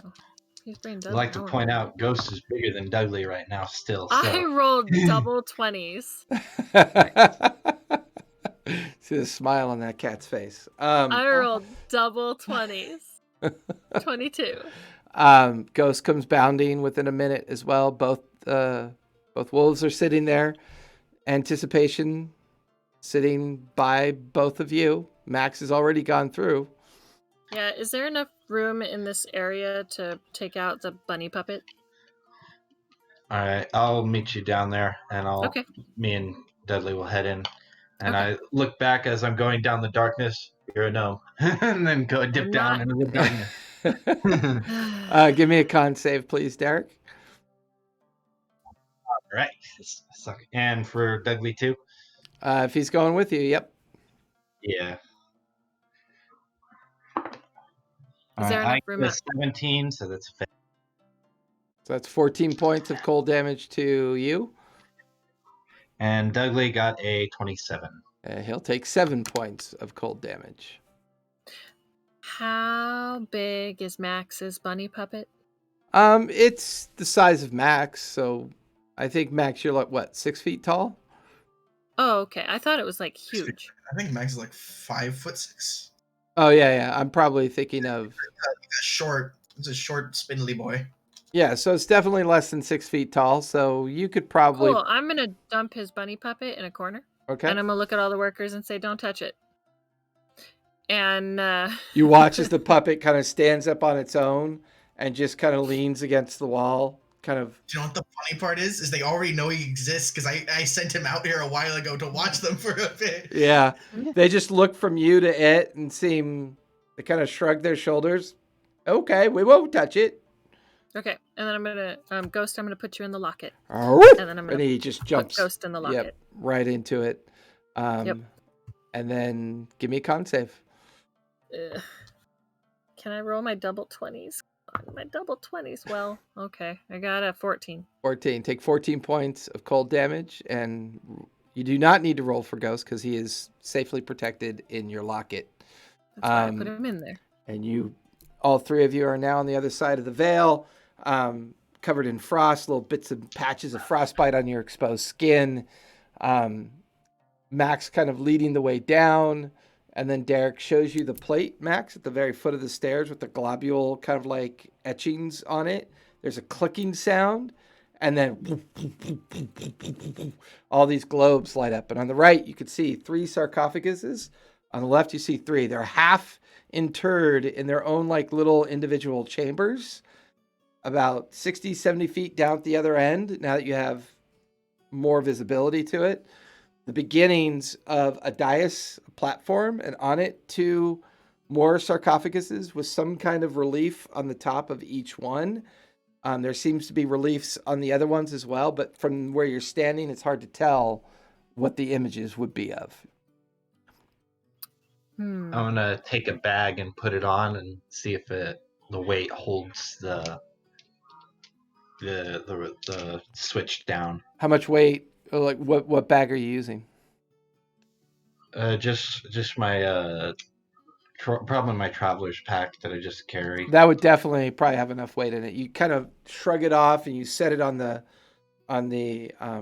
little piece of flagon stone. Then it does not rise up. It stays seated about a half an inch down into place, and the globules remain floating, at the very height of the 12-foot edge of the ceiling.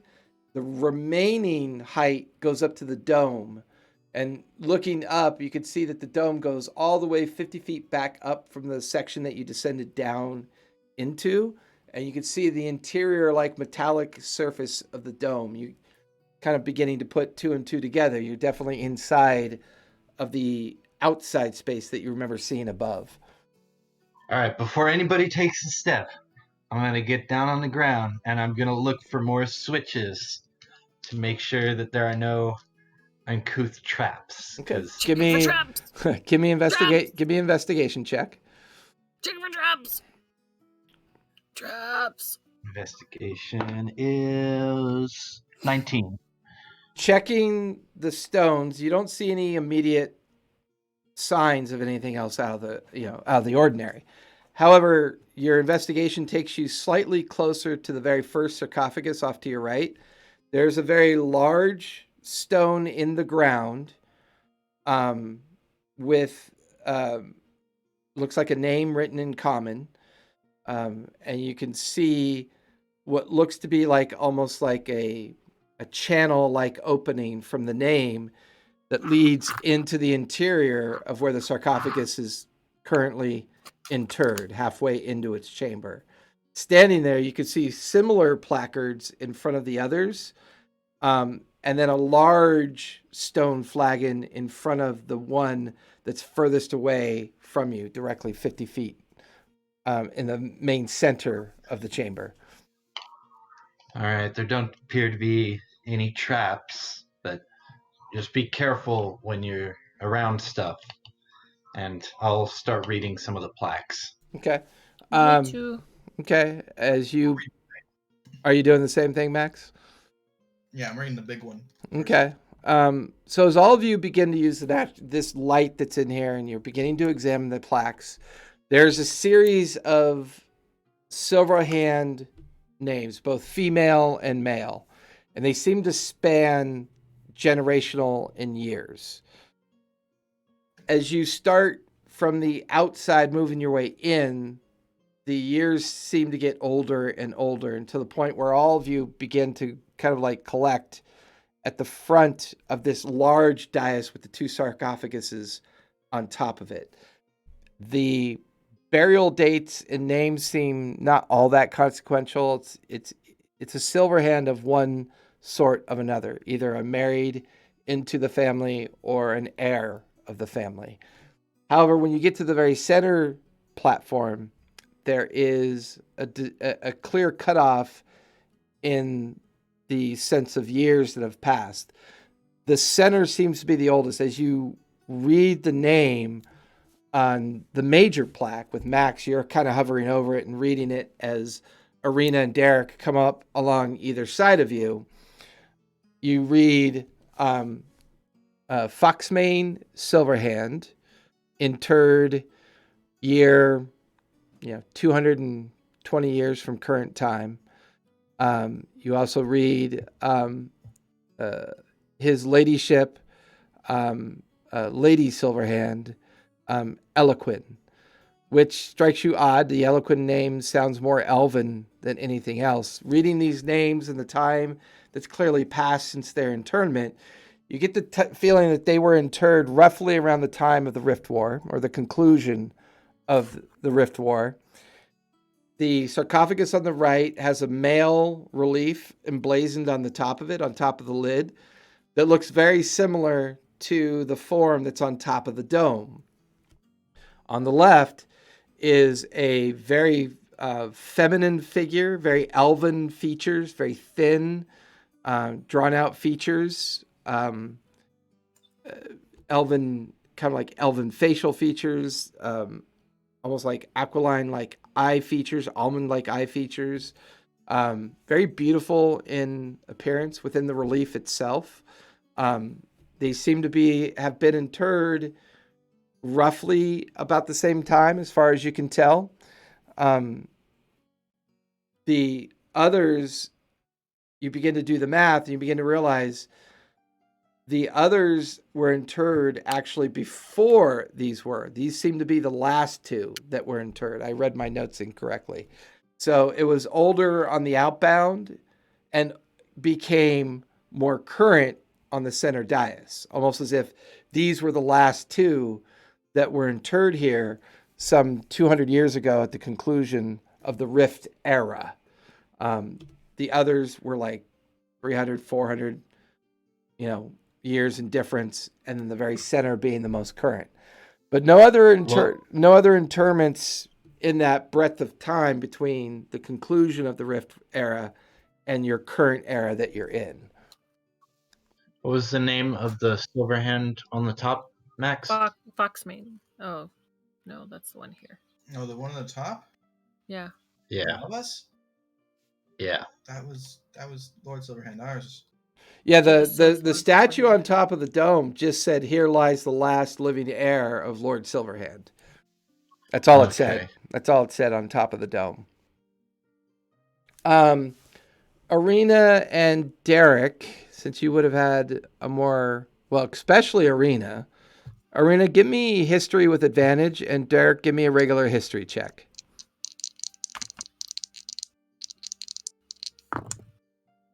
Ooh, natty 20. And So 26. Okay. I got a 10. Okay. As all three of you are standing there, kind of taking a look at these two different sarcophaguses, Arena, your eye drifts over to the elven one. There's a very familiar representation of a very familiar bracelet emblazoned on the stone feature of the right wrist of the elven relief. Oh, I'm going to pull out my bracelet and look at it. Looks just like it. I'm going to point that out to Derek and Max. Where'd you get this bracelet at? What's that? From that belly of that beast underneath the mountain. That probably means that the guy up there isn't petrified like normal. It's probably magical. You said it was, right? I mean, it was glowing. The statue is glowing. I don't think that necessarily means that he's petrified. No, I mean it is petrified by magical means, not by natural means of like a basilisk. Maybe. So to spell magic might wake up. Arena, huh? Alright, either way, this is the burial ground, and Wait, I'm not fancy to grave robbing, so do you guys see there's anything nothing that else. looks like there's a skull with a giant blue diamond in it? What the hell does that even mean? Was it? I guess I'll take a look around the bigger room. So, Arena, you would recall that the skeletal form that you found inside of that fractured section of the library had the skull with the gem-like relief inside the skull. And that's also the same skeleton that you got the bracelet from. And you do remember that skeleton having elven features. Oh, I have her skull back at that. Okay. Does it look like her eyeball looks like there's a giant gem in it?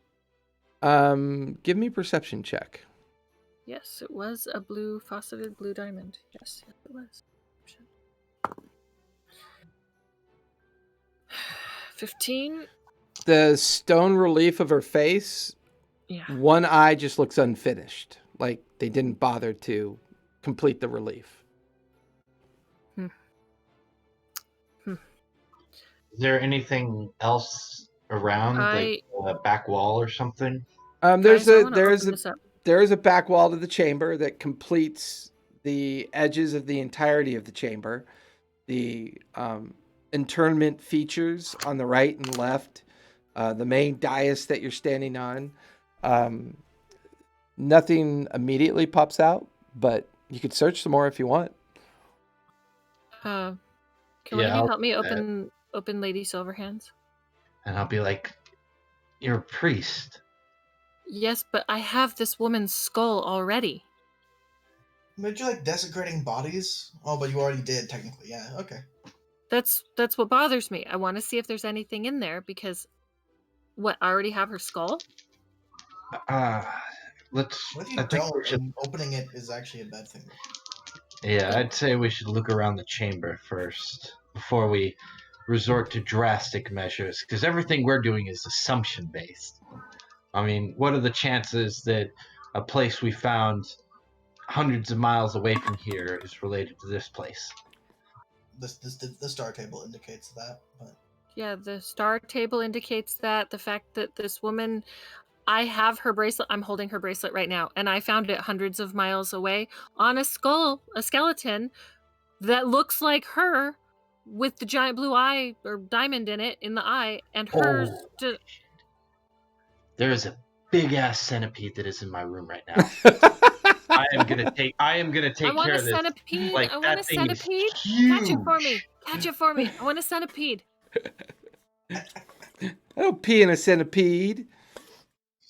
Jason, if we find a centipede at our house, I'm keeping it. That sounds wonderful. Okay. So while Derek the Ranger goes off to fight the giant centipede with massive pincers and poisonous stinger,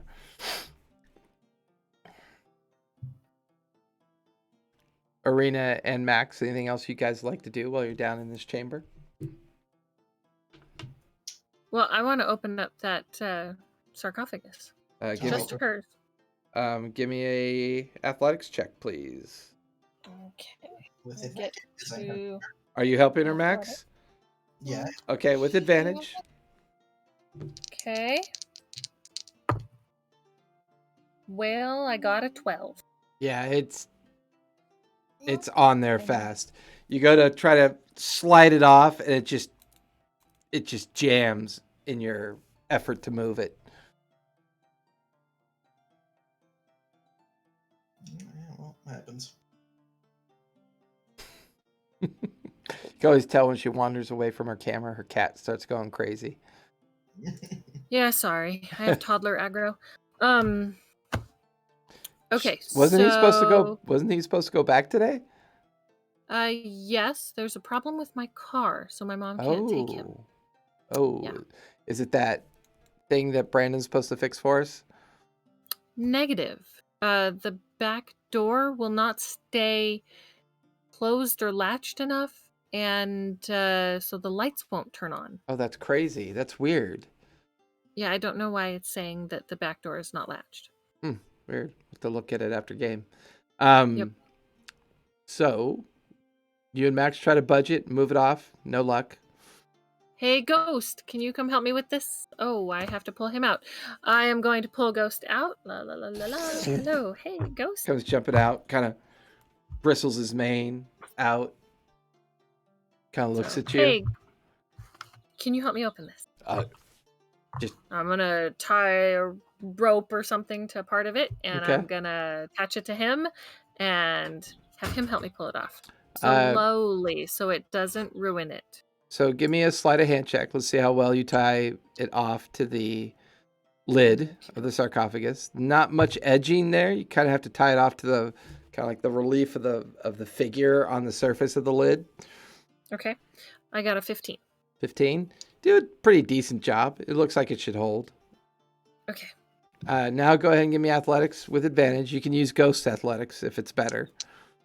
Let me see. It's his strength, right? His strength is relatively better than mine, yes. Okay. Yes.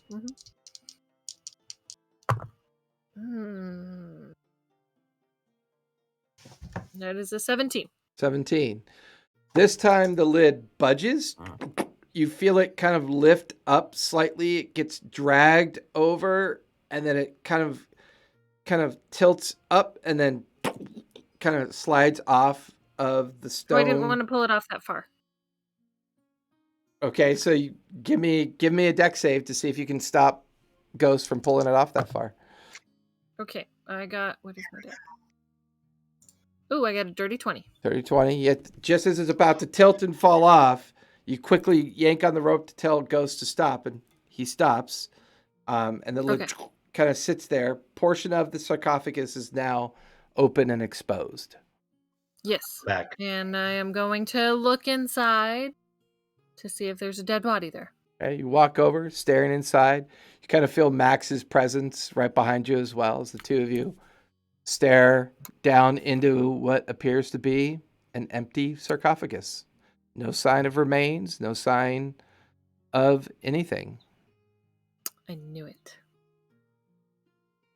I wonder if there's one in Silverhand's.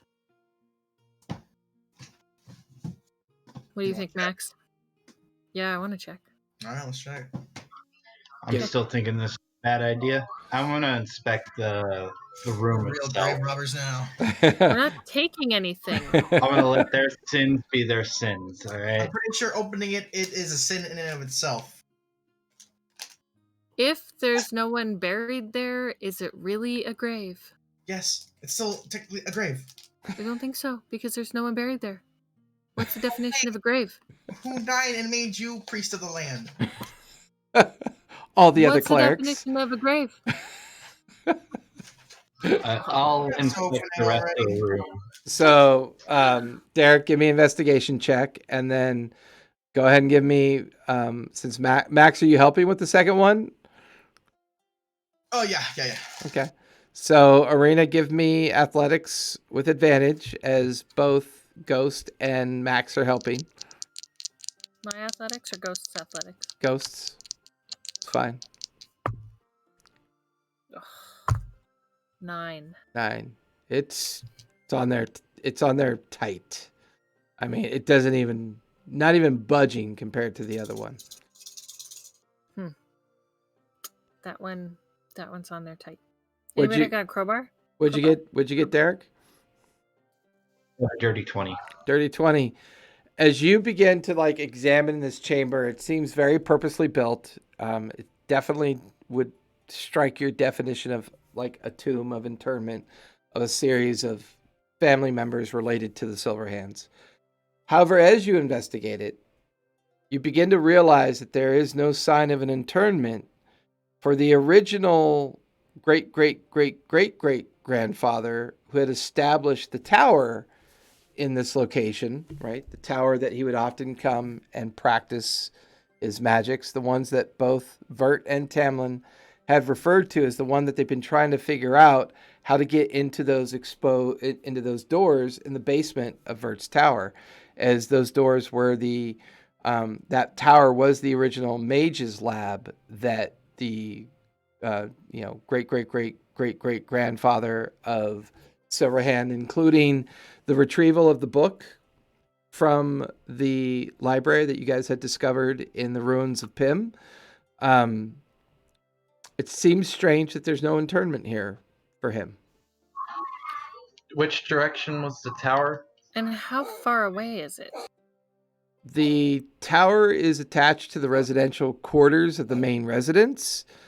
You guys are currently in the outside area of the, I want to say, the east wall where the land was given to you. So it's a ways.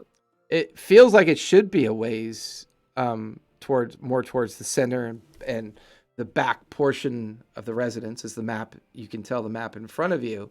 You know Whist well enough to know that where you're at is maybe a solid, quarter mile from the residential area. I'm going to check the walls then real quick. See Okay. if there might Be any tunnels. Yeah, tunnels or false walls, things like that.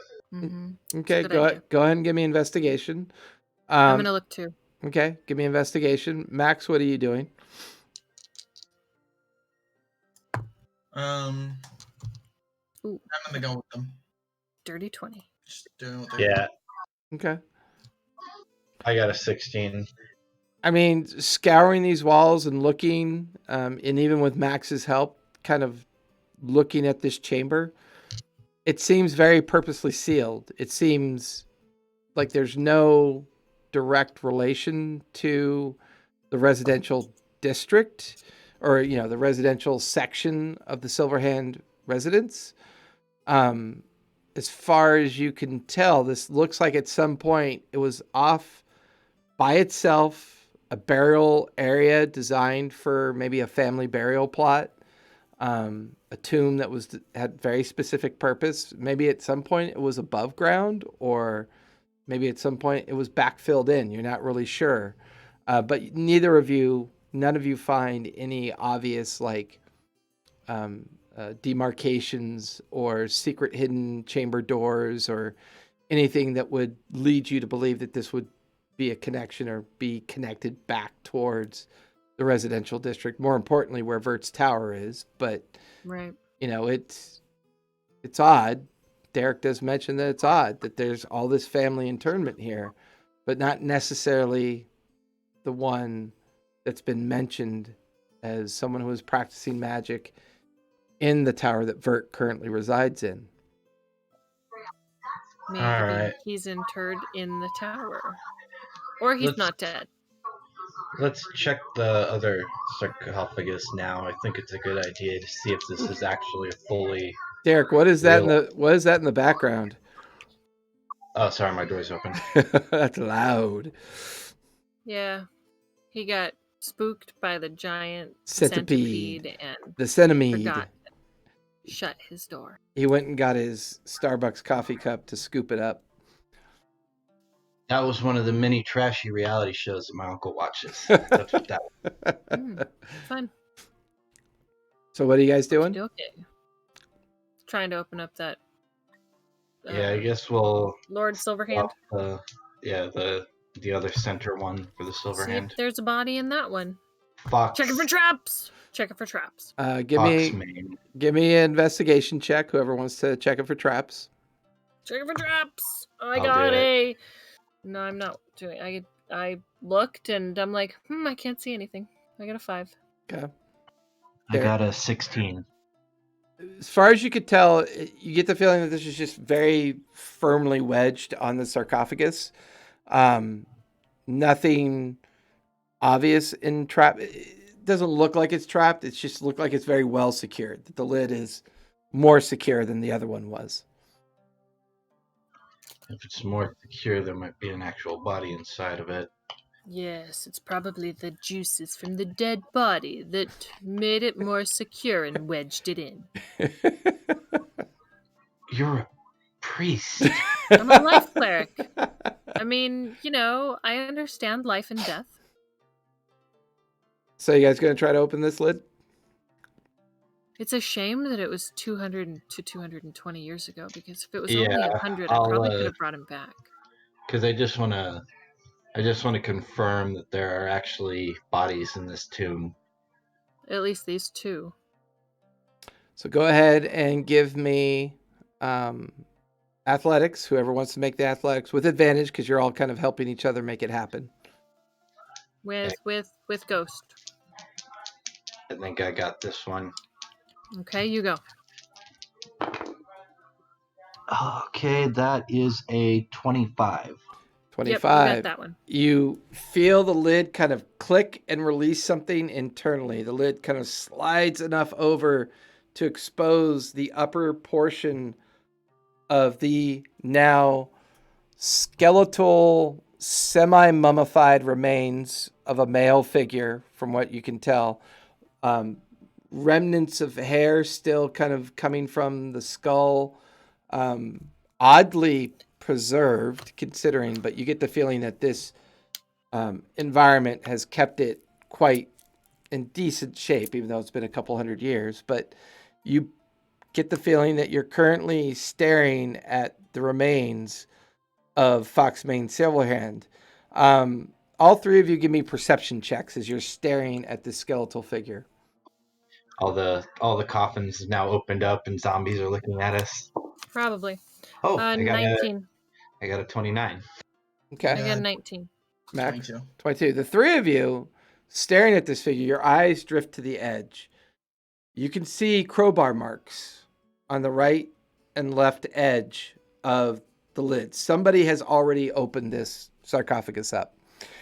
The center of the skeleton on its chest is a square kind of indentation, and both the hands of Foxmane's skeleton, almost as if it's holding something that used to rest on top of its chest. Is there anything like comparable that would be on the relief on the top of the sarcophagus?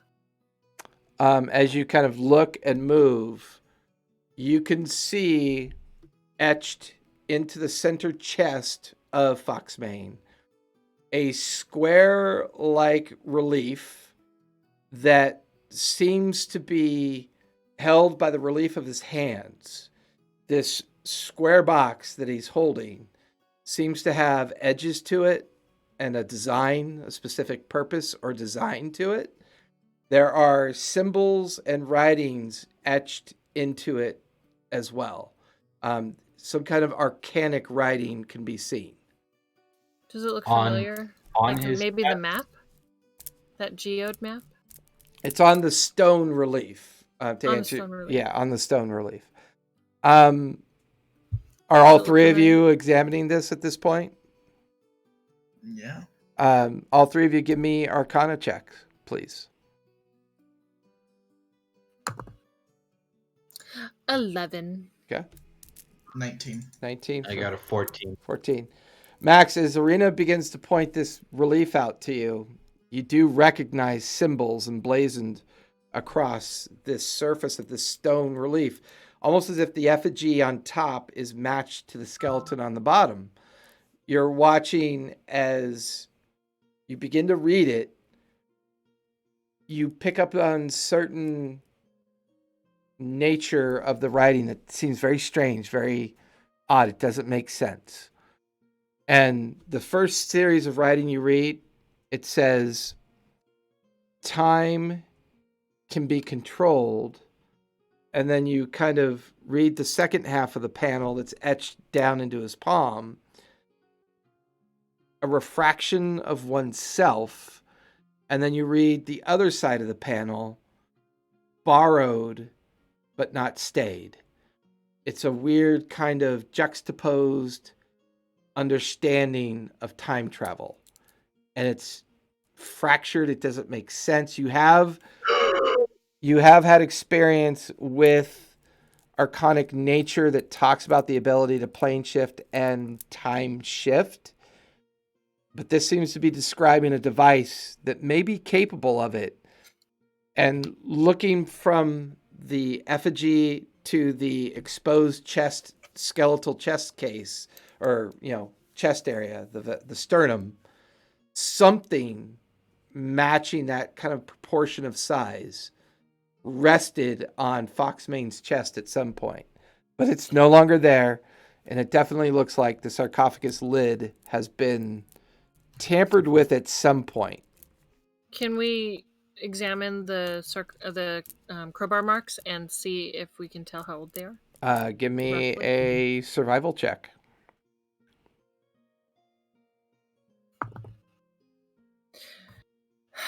15. 15. They're not as old as the internment. That much you can tell for sure, but you're not really completely sure how old they are. Okay. These marks appear to be less than 200 to 220 years old. Someone's come in here, raided this, and used it, maybe. Yeah. Alright. Some cube-like thing that, might be refractory. Some type of refraction cube. Alright, I think we should probably seal this back up and head back up. I agree. Yep. Okay. So you guys spend the next half hour or so kind of resealing everything back up and carefully covering. Do we want to take any of it with us? Anything? Any sarcophagus or dead body or anything? I mean, I'm just shaking my head at her, and I mouth, "You're a priest," like very overtly. Fine. Okay, I am going to cast ceremony over it, funeral rite, blah, blah, blah, blah. Okay. I'll say you guys spend the next hour or so cleaning up the mess and putting things back into place, making your way back out. All 5 of you, Dudley and Ghost included, I put Ghost back in the necklace. Put Ghost back in. So all 4 of you give me Constitution saves, please.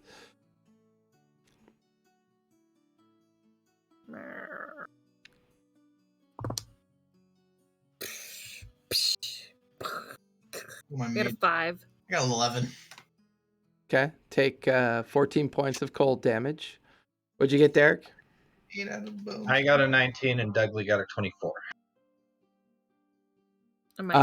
You both get 7 points of cold damage coming out of the veil that was protecting this entombment. As all of you step out to a now abandoned chamber, there are no sign of the workers anywhere. Looking around, the statue on top of the dome is no longer there as well. Uh-oh. And that's where we're going to finish tonight, folks. Oh, no! Uh-oh. Yeah, that was going through the veil without deciphering those glyphs, man. That was pretty ballsy.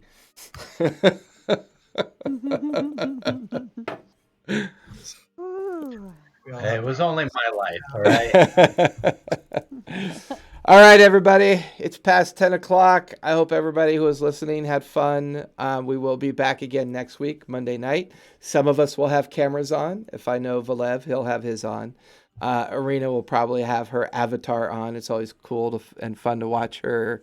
My little kitty. Her little kitty. I'm working on getting one going. Yep, and I know. I'm gonna say this. I didn't find that centipede, so it is somewhere. no. I know somebody who's going to sleep very lightly tonight. So with that, everybody, thank you for joining us tonight, and good night. We will see you all next Monday. For some of you, you may see you Tuesday, possibly Thursday, possibly Friday. Keep a lookout for our schedule. It's always being updated. But, pop on over to our Discord, hang out with us. We'd love to have you. I will be back tomorrow night. And we will see you all later. Thanks, everybody. Stay safe out there. Be kind to each other. And don't forget to play a game. Thanks, everybody. Roll some dice. Night. All right. Bye. Bye. Oh, my God. Just step through the veil. Why don't you? Just step right through the veil. I don't see the problem here. Love was just chilling by the fire. Was totally toasty and comfy the whole evening. Yep, we were just hanging out, working with Dax. Chilling. Had a little slumber time. party. Yep. Talked to a dragon. I think talking to a dragon is awesome.